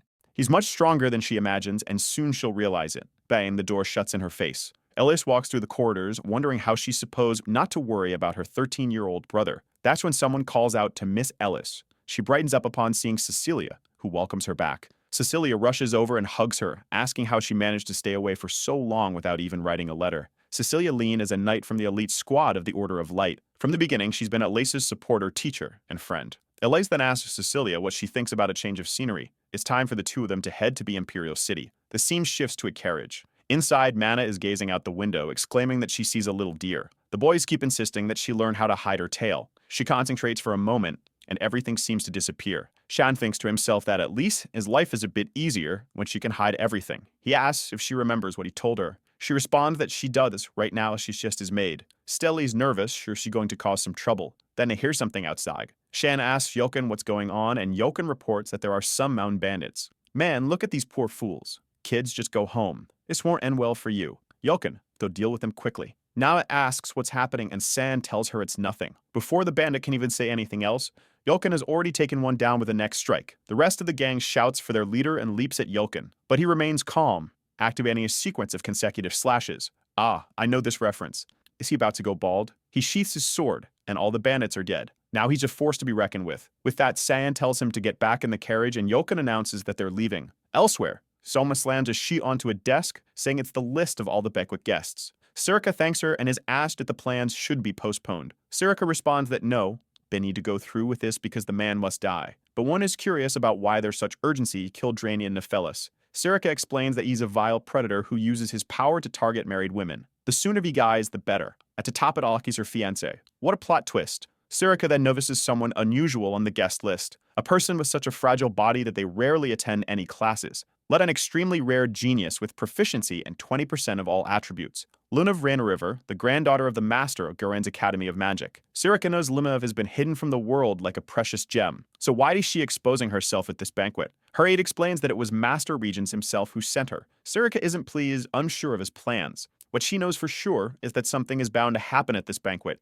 Of course, right, especially since she's planning to kill her fiancé. Well, not her. She's sending our boy. The scene shifts to the city as the group arrives. Accidentally, Nana bumps into someone. A man starts scolding her, asking what she thinks she's doing, until she apologizes and asks what's wrong. Man, if you knew her age, you wouldn't be smiling like that. He takes off running. Mana remarks how nice everyone in this city is, while Cyan just wants her to stay away from that creep. But it's clear Nama's problem is that she doesn't suspect anyone. Then Yoken points out her eyes, asking Cyan to take a look. Shin immediately notices trouble. Her pupils have turned black, and she says she's hungry. When that happens, she starts emitting an aura that makes her easy to locate.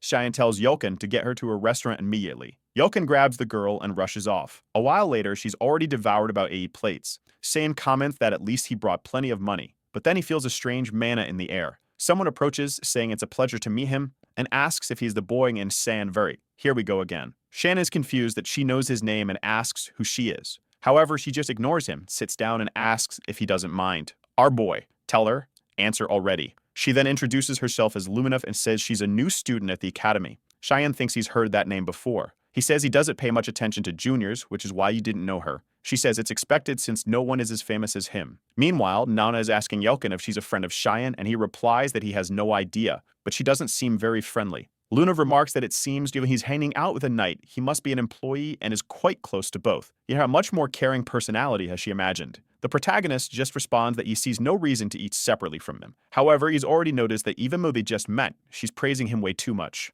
So what's her real reason for getting close to him? At that moment, Lunav asks if he's going to the Imperial Banquet. He says yes and asks how she knows that. She replies that it's obvious when someone from the academy comes to this place. She says she's happy to know they'll meet again at the banquet because she's also invited. At that moment, Cheyenne realizes she must have some form of nobility at the very least. Suddenly, she stands up and says she, unfortunately, has to leave. But he better remember the name Lunav. And with that, she departs, asking him not to forget. That's when Cheyenne seems to remember this crazy girl. She's the granddaughter of the Grand Master of the Magic Academy, which makes him wonder if that man sent her there. He remembers that in his past life, Lunav died extremely young while still a student in that place. Some say it was because her body was very delicate, but others were sure it was due to the experiments she endured at the Magic Academy. The problem now is that he's getting involved with a lot of people he didn't know in his past life, which means things are going to change even more in the future. It also makes him wonder why it seems like so many people are involved in this banquet. Sometime later, Rin is fixing her hair. She looks at Resimus and asks how she looks. He gives her a thumbs up, saying she looks amazing and the best version of herself yet. That's because she wants her to make up her mind already since she's tried on a dozen dresses. But she grabs another one, saying she's still not satisfied. Resimus then says she's sure Cheyenne would already like this one. She turns around asking what her dress has to do with Cheyenne. Rezar Mistress replies that it's obvious since she was the one who sent the invitation. The poor girl is blushing, not knowing what to say, until the maid arrives with a gift from Prince Luno. Rin seems a bit confused since it's not like her brother to do something like that. Meanwhile, Resimus is praising it, saying Cheyenne will surely think it's wonderful. Time passes, and we finally reach the much-talked-about banquet. Full of nobles walking around, our boy is leaning against the wall with his hands in his pockets looking cool. He looks to the side and says that if Kellen is here, it means the Stell has also arrived. Kellen confirms this and says that at the moment he is with Prince Luenau. However, He has something to say. Cheyenne asks if something happened.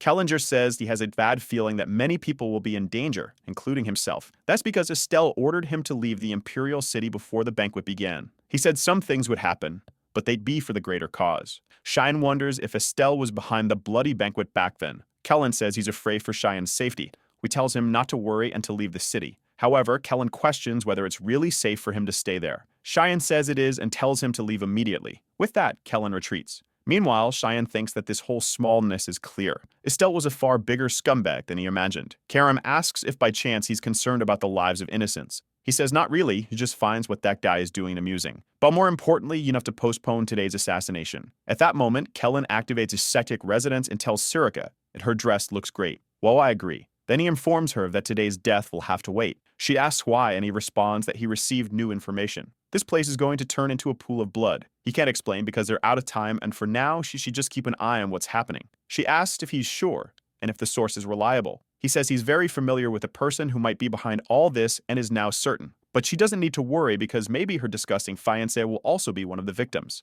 She blushes and asks how he knows it's her fiancé. He just turns around saying he's off to work, but then from behind, Alice calls out to her. Sirica turns, confused, and sees her looking stunning, saying she missed her master. Sirica asks what she's doing there, and Ellis says she came to clear her head. But now she's worried since Elise will also get caught in this mess. That's when someone approaches, saying they see two beautiful flowers before their eyes. Clearly, this is not someone Sirica wants to see. It's apparently her fiancé, the beloved Drainian Nephelis. Yes, for his smile, it's obvious he's not a good person. Meanwhile, our boy approaches Yoken and says he has a job for him. Yoken pounds his chest, saying he's ready for duty. Cheyenne tells him to cut it out, thinking Yoken is way too confident these days. Maybe drinking dragon blood and all the training has turned him into a true warrior. He then tells him to go to the aqueducts and keep an eye on the area. However, Yoken says he's scared because it's too dark, and Cheyenne immediately takes back that comment about confidence. He orders him to go right away and stop making excuses. But then Yoken tells him to look behind him. Someone extremely suspicious was watching him. Immediately, Cheyenne moves to attack, saying he'll handle it.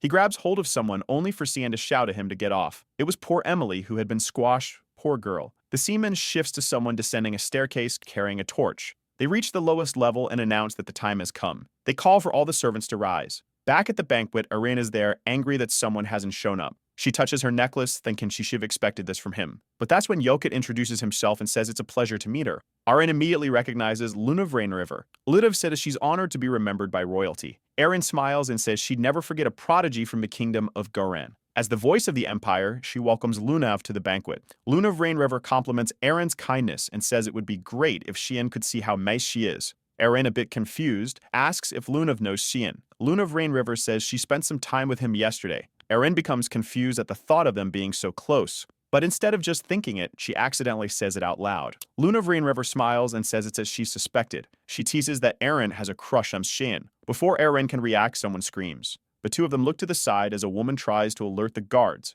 but is struck in the neck. The two are confused, wondering how someone got in, because there's an assassin inside the Imperial Palace. The masked man looks at her and says the princess has been located. The scene shifts to Nana introducing herself to Emily, who is shocked. She falls to her knees, devastated to see that the new maid is younger and prettier. She asks Shan if she's being replaced, and Cheyenne says no. But he's more curious to know why Ishel brought her there. Emily says she thinks Ishel wants her as his maid because he even asked her to work for him. Obviously, Cheyenne doesn't like hearing that. We didn't see the moment Eshel asked her to be his maid. He says she seems so lonely ever since Shan went to the academy. But back in the present, Emily says she refused because she has to wait for her lord. She asks if he's sure, and she confirms, but Eshel isn't giving up. After all, he brought her to this place. At that, Cheyenne tells Jokum to protect Nama and Emily because things are about to get dangerous. He recalls that in his past life, he wasn't in this place. The fact that he said Kellen already proves he's been watching him for a long time. But he won't allow his brother to hurt his people. There's chaos outside. Suddenly, Emily shows a ribbon and says Ishel sent it as a gift for his brother. She panics when she's about to deliver it,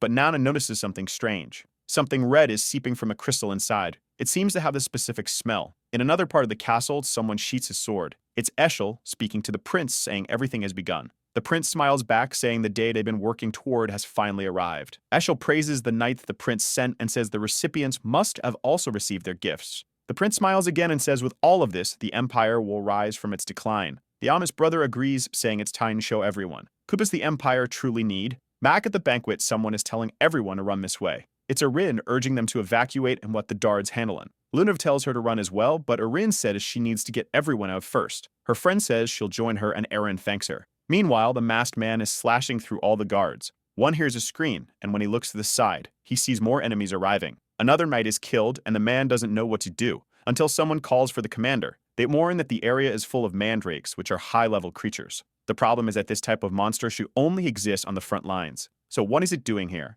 As he despairs about a solution, one of the creatures is completely blown apart. It's Sirica, looking stunning and strong, telling them to evacuate. The poor commander asks if she's an instructor from the academy, without noticing that someone is approaching from behind him. But from behind his back, Eris arrives and slices the Threg in half. She tells him to run and lead it to her. Now that's true bro power, folks. The general tells all the knights to run and help those who are evacuating. However, the mandrakes keep attacking and the two prepare themselves. That's when another one runs past them from behind, and they realize they're being ignored. The attack is heading straight for Erin. Sirica warns that the princess is the target. Just as Erin is about to lose her head, the general saves her. He orders everyone to protect the princess. But, oh boy, some blood splashes onto her face and she starts crying. Here comes the sadness. Oh, it's just the general. We don't care about him. Poor guy. But Erin is upset that Captain Morris has died. She begs Morris not to die. She notices he died with his serious expression intact. She begins blaming herself, saying it's all because of her. Meanwhile, Lunav casts a water explosion. Combined with a wind explosion, it creates a tsunami.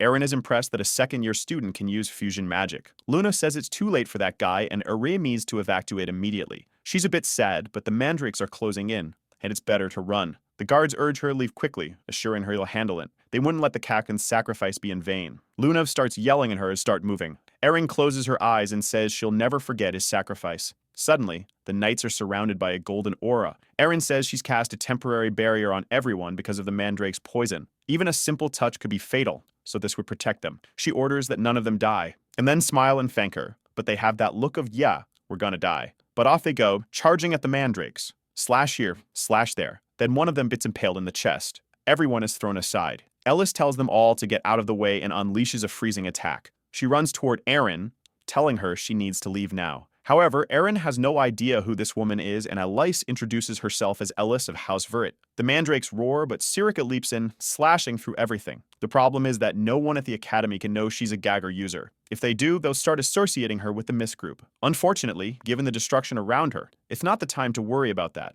She uses an attack that our boy has used before, 8 pedal strikes. The mandrakes finally stop moving. Borth and Mike doesn't see is an assassin right behind him. Oh wait, there's no assassin anymore. He's been sliced in half. Sirica tells them to stop letting their guard down because there are many enemies around. She only hopes Elise can evacuate everyone safely. But what she wants to know is what this terrifying sensation she's feeling is. Running through the corridors, Erin is more concerned about the fact that Elise is Xian's sister, and she starts to realize she has no idea where he is either. That's when the wall explodes and a creature appears in front of them. Ellis finds it strange that the monsters are showing up exactly where they are. The problem is that a crawler is a high-level night monster. Erin activates a chain trap while Lunav uses a fire lance. The creature's feet are caught, forcing it to defend against the lance. Ellis is impressed that the two girls are far from weak. She decides she needs to show these Academy juniors that she's strong too. The creature roars and sends a blue attack their way. Lunav activates a protective barrier and Ellis appears behind it. But of course, before attacking, she delivers an epic line. She declares that as a knight of House Verret, she'll make this creature regret everything. She activates a water blade and chops off the creature's arm.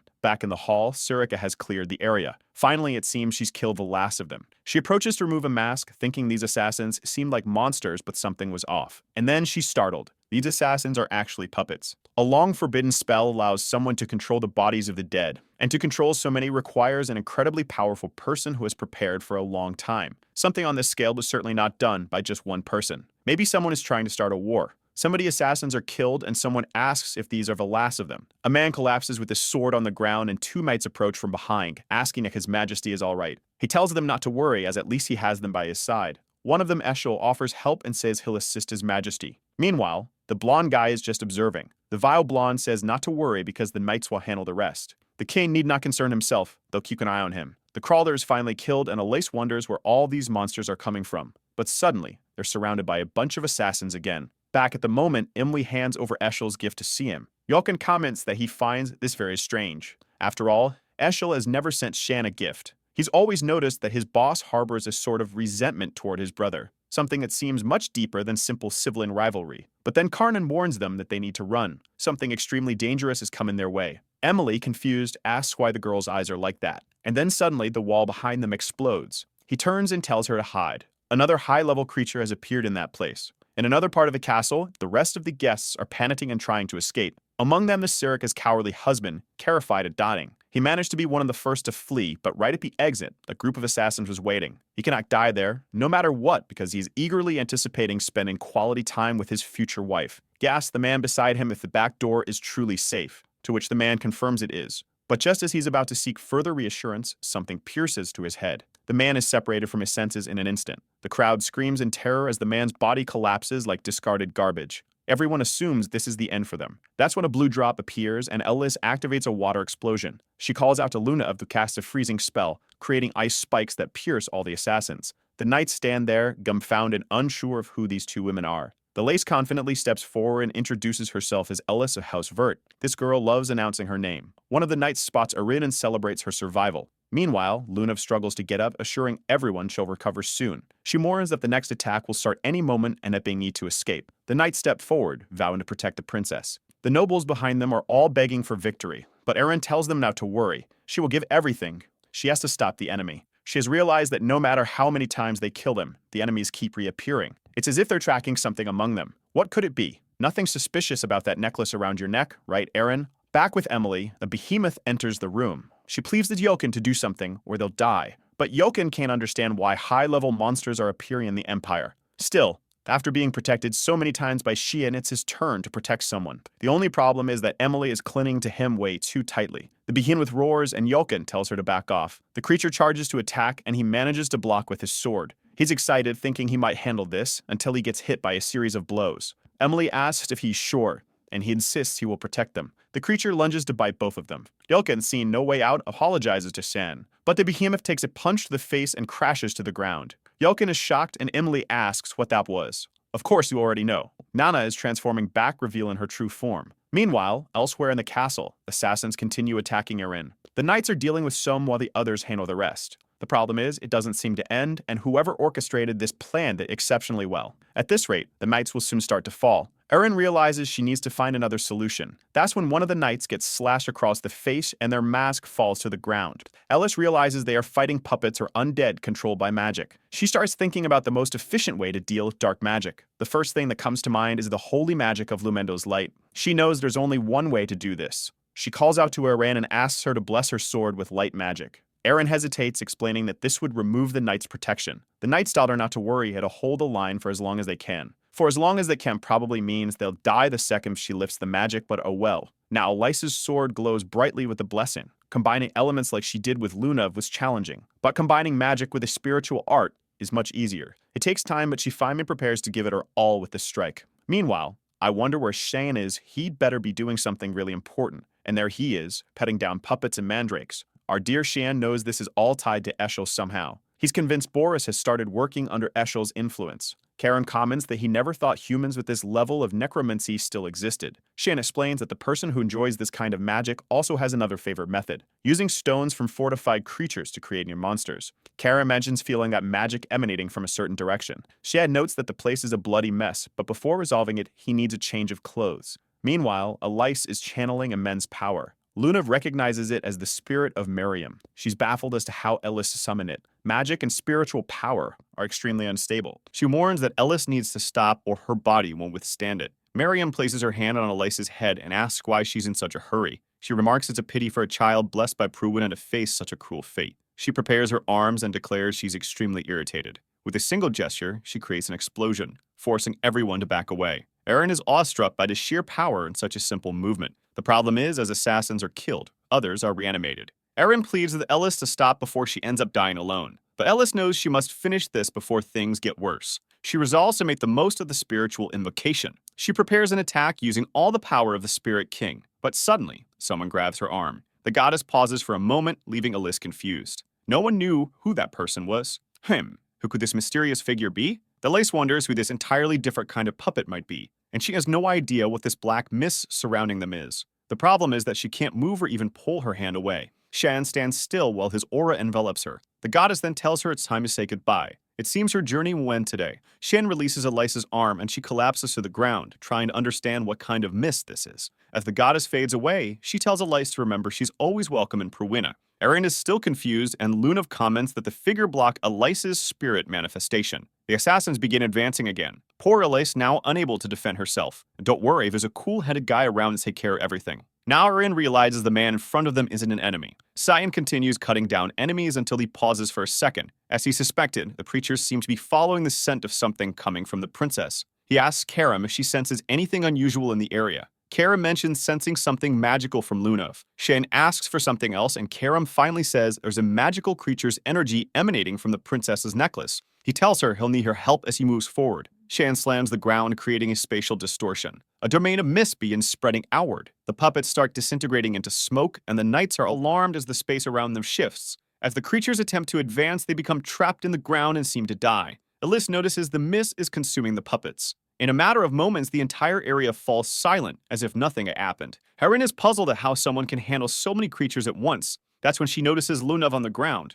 Just as she considers helping her, Shan appears behind her. Everyone turns to address the princess, but she already has a knife to her neck. Erin feels a strange familiarity with this mysterious figure. He strikes the necklace, risky even its location on her neck. Everyone screams for the princess, but suddenly he vanishes. He reappears beside Lunav, and Erin panics. She orders him to step back and cast a light ray. The attack hits him directly, but he merely turns into mist. Shag then leaves a message telling everyone not to worry because he has noble intentions. He assures them that the creatures won't follow anyone anymore since the jewel has been destroyed. He instructs everyone to head to the front entrance, which he has already cleared. A knight approaches Erin, asking if she's unharmed. She's more focused on figuring out who that person was, but reassures him that she's fine. She then asks about Ellis and Lunav. Both are getting up, and Ellis suggests they hurry to the entrance. She decides to figure out who the stranger was later. For now, the priority is saving the girls. However, Lunav, with her magical sensitivity, seems to recognize Mr. Shan. Back with Nana, and the behemoth lies defeated on the floor. Emily is trembling, questioning whether Nana could truly be a maid.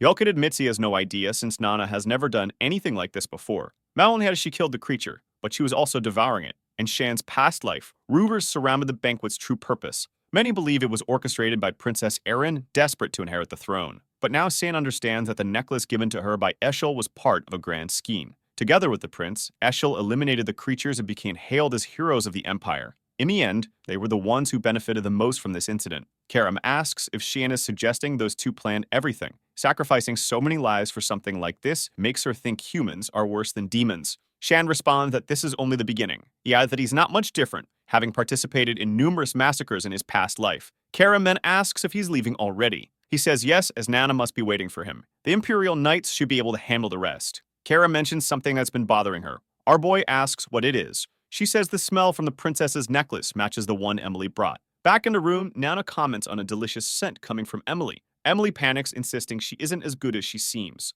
Meanwhile, Yolkin can't understand why Nana has suddenly turned into a monster. Worse, she's trying to kill Emily for some unknown reason. He needs to stop her somehow, but he can't bring himself to raise his sword against her. Nana leaps, shouting that she can't control herself. Yolkin closes his eyes, unable to find a solution. A solution? Cyan steps in and takes a hit to the back. Karam sneaks behind Emily, and San tells her to resolve the situation quickly. Karam removes the necklace and throws it to the ground. Before Emily can react, Karam crushes it underfoot. Karam commands Nana to wake up and return to reality, reminding her that her lord is there. Slowly, Nana reverts, confused about what just happened. She sees the destruction on the boy's back and asks if she caused it. Shan reassures her, saying it's fine, it doesn't hurt, and it wasn't her fault. However, she collapses to the ground in tears, crying that she didn't want to do this. Yolkin and Emily are at a loss for words, while Cheyenne simply tells them they should leave since the place is in chaos. Meanwhile, Prince Sevelis is wondering what's going on. The hallways were supposed to be swarming with monsters, but there's no sign of them. The king comments that the creatures have vanished, and Sevelis celebrates, saying they're incredibly lucky.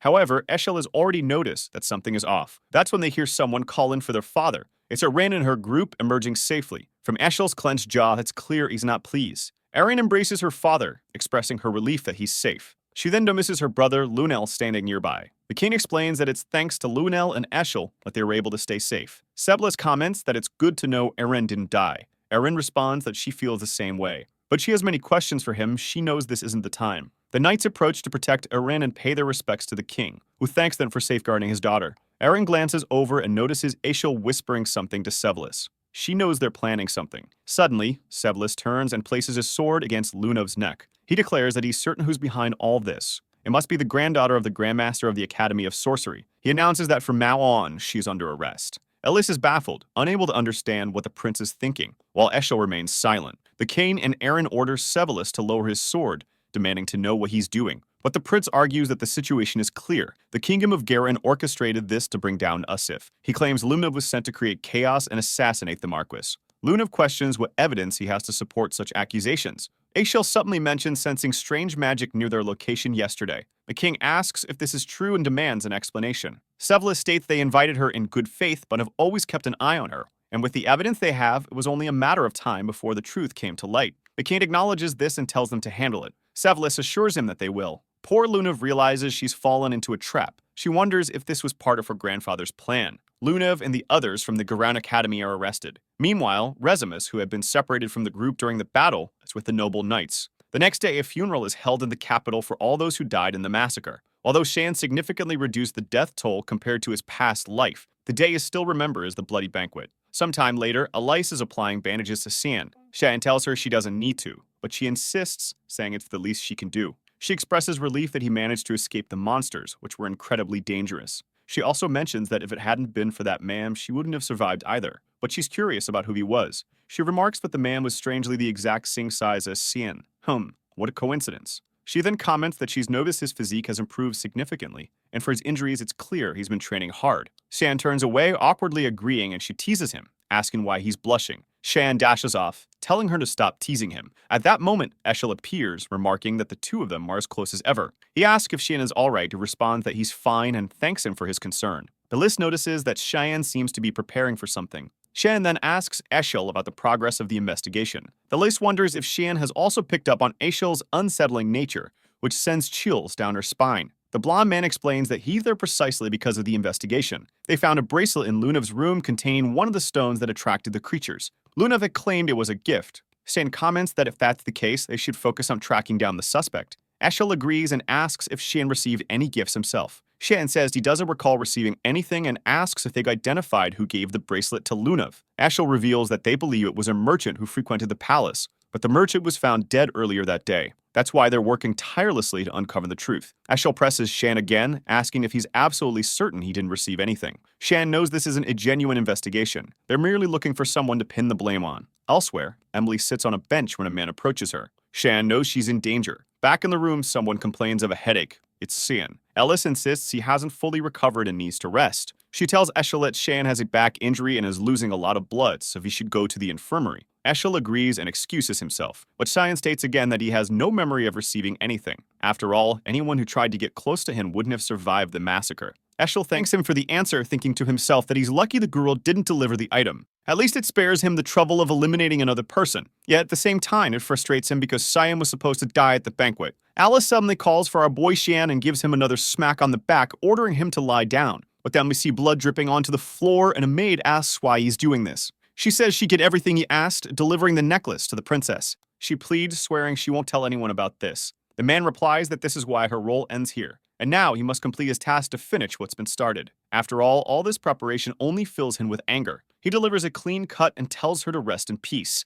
He pauses, realizing he forgot something. Opening his grimoire, he mutters that he really needs to learn to deal with bodies. Out emerge creatures with countless eyes, which he orders to devour the remains. Looks like someone borrowed the power straight out of their shady librarian's book. Back with Emily, a man approaches and she glances behind her. Bulb relaxed, it's Yulkin, or rather Brian, printing her some apples. These people really know how to build suspense. He sits down, commenting on how nice the weather is, but Emily wants to know how much longer they'll stay here. Brian responds that they'll remain until Cheyenne gives the order to return. Oh, it's the moment when Emily handed over Eshel's gift. The moment Shan saw it, he instantly knew what it was. He destroyed it and told Emily to listen carefully. Neither the Imperial City nor House Vert would be safe for her anymore. She was to hide until further instructions were given. He called Brian over, explaining that he was extremely busy and would need him to protect Emily, and of course to look after Nana too. He told them that need to stay apart for some time. Now only after all this do we finally learn that his name isn't Yulkin. It's Brian. Brian is worried, noting that he's never seen Shian smile like that. Emily asks if Nana is okay, and Brian explains that she's having trouble sleeping but seems to be recovering. Emily reflects on how much has happened since Shian arrived in this place. It's wild to think his maid has dragon blood, but this only makes her want to help Shan even more. Brian agrees, mentioning he's been thinking the same. They'll be distracted, recalling the moment she grabbed his arm. He's embarrassed, wondering why that moment sticks in his mind. Emily declares that together, they'll do their best for Cian. Brian blushes and smiles, agreeing. The scene shifts to Severus questioning his father. He demands to know what he means by this decision. Severus insists the evidence is undeniable, and they can't let the suspect slip away. The king, however, calmly tells him to relax, explaining the decision is already made. Severus accuses him of being weak, saying he'll never maintain dominance over the continent with this approach. Almost taking a blow to the head, the king sternly orders him to be silent. The king acknowledges Severus' ambitions of continental dominance as noble in theory, but he reminds him that the Yusuf Empire borders not just the kingdom of Geren, but also the demon world Aspana and Proina. Starting a war with Garan would leave them vulnerable on all fronts. Even if, by some miracle, they conquered the continent, the cost in lives would be astronomical. As emperor,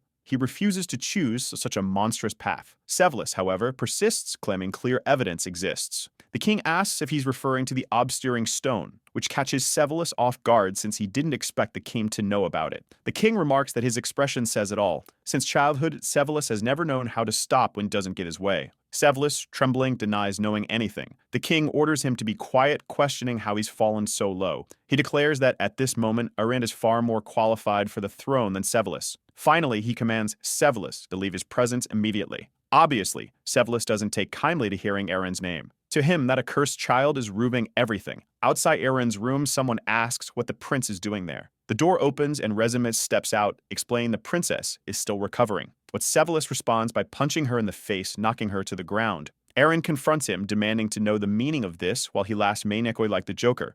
Staring him down, she calmly asks if he's here to see her or if there's something else he wants to hear from her. Severus is suddenly startled. Her aura is different. She doesn't seem like the same person he knew. Erin then declares that maybe he wants to hear that she, Erin Severus, received nothing from her brother. The prince trembles, realizing she knows everything. The scene shifts to the king asking Erin if she's certain she knows nothing about the matter. She confirms. The Kate explains that the necklace she carried wasn't an ordinary jewel. The stone within it, though rare, originates from a clan of dark magic users. It's something used to attract and control creatures. It's received word from the imperial city that someone secretly purchased this item. The known suspects are the merchant Gilbert and the maid Marilda. However, both are now dead or missing. The king found it odd that both the merchant Gilbert and the maid Marilda had frequent meetings with Severus. He asks Servant again if she's certain she didn't receive anything from her brother. Fiddling with her fingers, she responds calmly, no.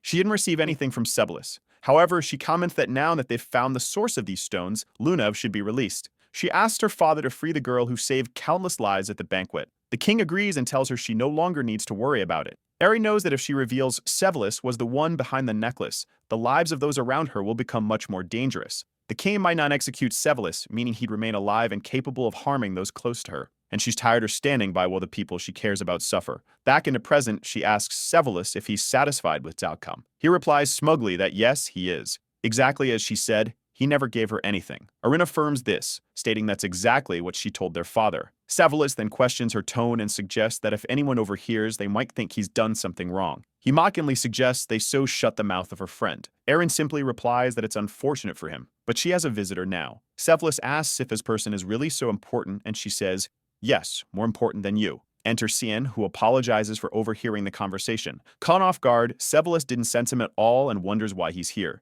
Shim, with his usual aloof demeanor, says he overheard everything. Severus demands to know how long he's been eavesdropping. Shan responds nonchalantly that he doesn't have much presence, so he's been standing there the whole time. Severus snaps, saying is not in the mood for games and calling Shan bold for speaking to a prince in such a manner. But Shan just calmly asks, and what are you going to do about it, planning to silence me too? Severus begins to wonder if the rumors about these two being betrothed are true, but realizing the tension, he quickly shifts gears. He knows there's nothing to be gained from making an enemy of Cian Veria. Not only is she the daughter of his father's ally, but she also holds Eshel's favor. In a prior conversation with Eshel, Severus had explained that he wanted to eliminate Erin because she was threatening his position on the throne. What he couldn't understand was why Eshel wanted to deal with his own brother, given a father's unwavering trust in him. Eshel's response was chillingly simple, because you bothers me. Eshel was convinced Cian harbored secrets beyond human comprehension. Back in the present, Severus remarks that Naomi understands what Eshel meant. He doesn't know why, but an immensely powerful aura radiates from this boy.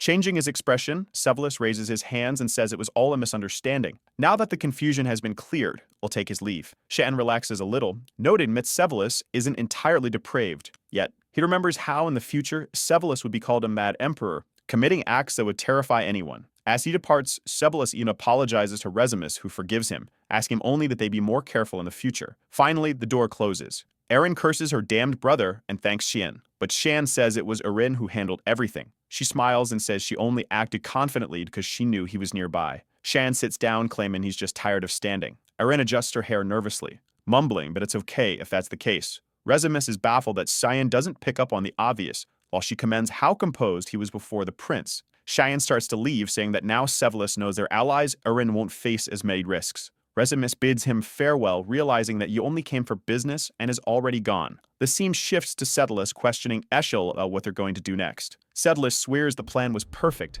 but the people they'd wanted dead are all still alive. Worse, he's lost his father's trust entirely, and to him, he was supposed to be a sacred savior of the empire. A voice cuts in saying the plan wasn't entirely a failure. It's Boris reporting for duty. He apologizes for the delay, explaining that he was handling a mission for Lord Shelley. Sebalus mentions hearing that Emily has gone into hiding and asks what this fruit business he referred to is about. Boris admits they underestimated the people surrounding Princess Erin. Sebalus fumes, accusing Boris of suggesting they should reflect on their actions. Boris apologizes and clarifies, showing a crystal. He explains that it contains the magic used by Erin's allies. Most of it is ordinary, but then a dark mist begins emanating from the crystal. Boris declares this to be an extremely rare and potentially dangerous magic. Some might even call it dark magic. It's the power of a cursed magical blade. Sebalus is stunned to learn that one of Erin's allies wields something so blasphemous. Meanwhile, we cut to a comical scene of Yelkin staring at a blue creature on a plate. He asked Emily what kind of gratin she said she was making. What's stranger is that Shan and Mauna are eating it calmly. Emily cheerfully tells them to take it slow. Delkin, however, wonders if the food is actually moving. Shan remarks that he's had enough and is full. He apologizes, explaining he has to leave before Eshel discovers this place.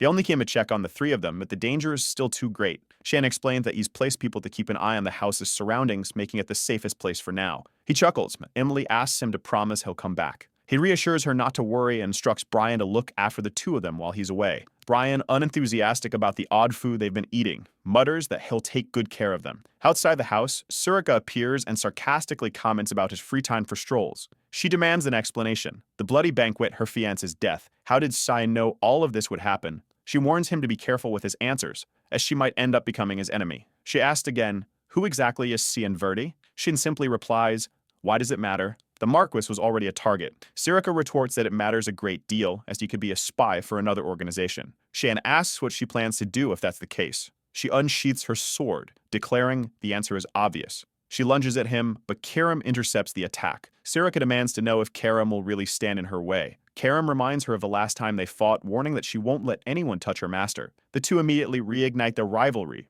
both vowing to defeat the other. Karam conjures a red energy sphere, saying she'll show Sirika something interesting. Sirika, excited, readies herself, saying she's prepared. Karam unleashes the unyielding black mist, which seems to chase Sirika. Sirika dismisses it as useless, boasting that she can dodge anything, but the sheer explosion ravels her confidence. She realizes that being hit by it would mean instant death. She admits it's better for Karam to remain in her sword form, as otherwise she could be far deadlier. Karam grins, declaring the warm-up is over. It's time to get serious. Sirika grins back, ready for an all-out fight. Before things escalate further, Xian activates sword manipulation, slamming Karam into the ground. Karam whines, asking to continue her fun, but Xian commands both of them to stop. He reminds them that their commotion undermines the point of his hiding. Sirika admits he's right and advises him to relocate. Xian tells him to clean up and closes the door, leaving the two standing there with dumbfounded expressions. Inside, Xian announces a change of plans, instructing everyone to prepare to leave. That's when a voice greets him. It's Lunov. She comments that it seems his family has grown since the last time. Xian, surprised she bypassed the mist barrier, asks how she found them.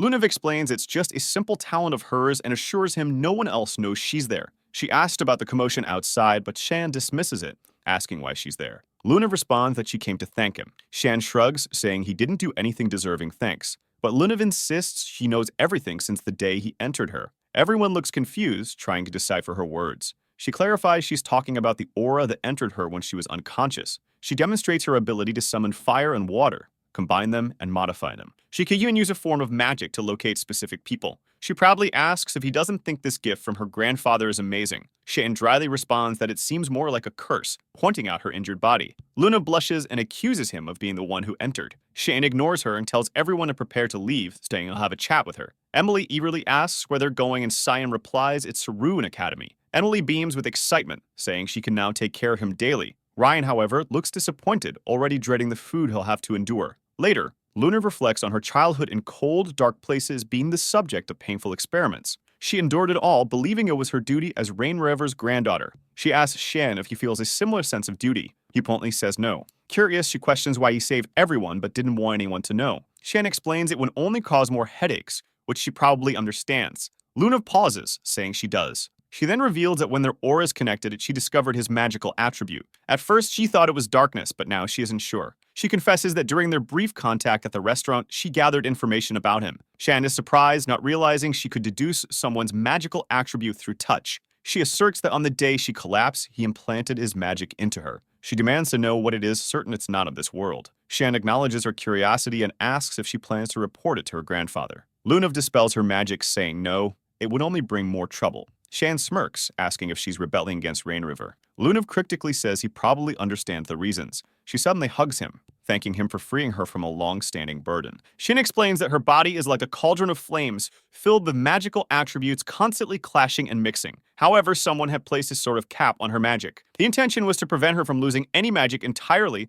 but it was also causing her power to heat up excessively. What overflowed from this cauldron was slowly extinguishing the flame of her life. All Cyan did was create a hole in that cap. He explains it was because he didn't want her to live as someone else's puppet. Stealthy tells her there's no need to thank him. If she has nothing else to say, she can leave and keep their secret. But of course, she shouldn't overexert herself, it would be dangerous. Luna simply thinks to herself how adorable Cyan is. As she suspected, Cyan is a genuinely good person. Meanwhile, at the Garen Magic Academy headquarters, her grandfather slams the table, demanding to know what they're saying. The butler informs him that Luna has been exonerated and released. He asks if they should file a petition against the kingdom of Yusuf. The grandfather replies with a resounding no, saying that's not the issue. Instead, he wants to know how she had the audacity to stop anywhere else before returning to him. He declares they must find a like this video that helps Mamoru make more juicy content for his viewers, activate the cheeky little bell, and I'm out.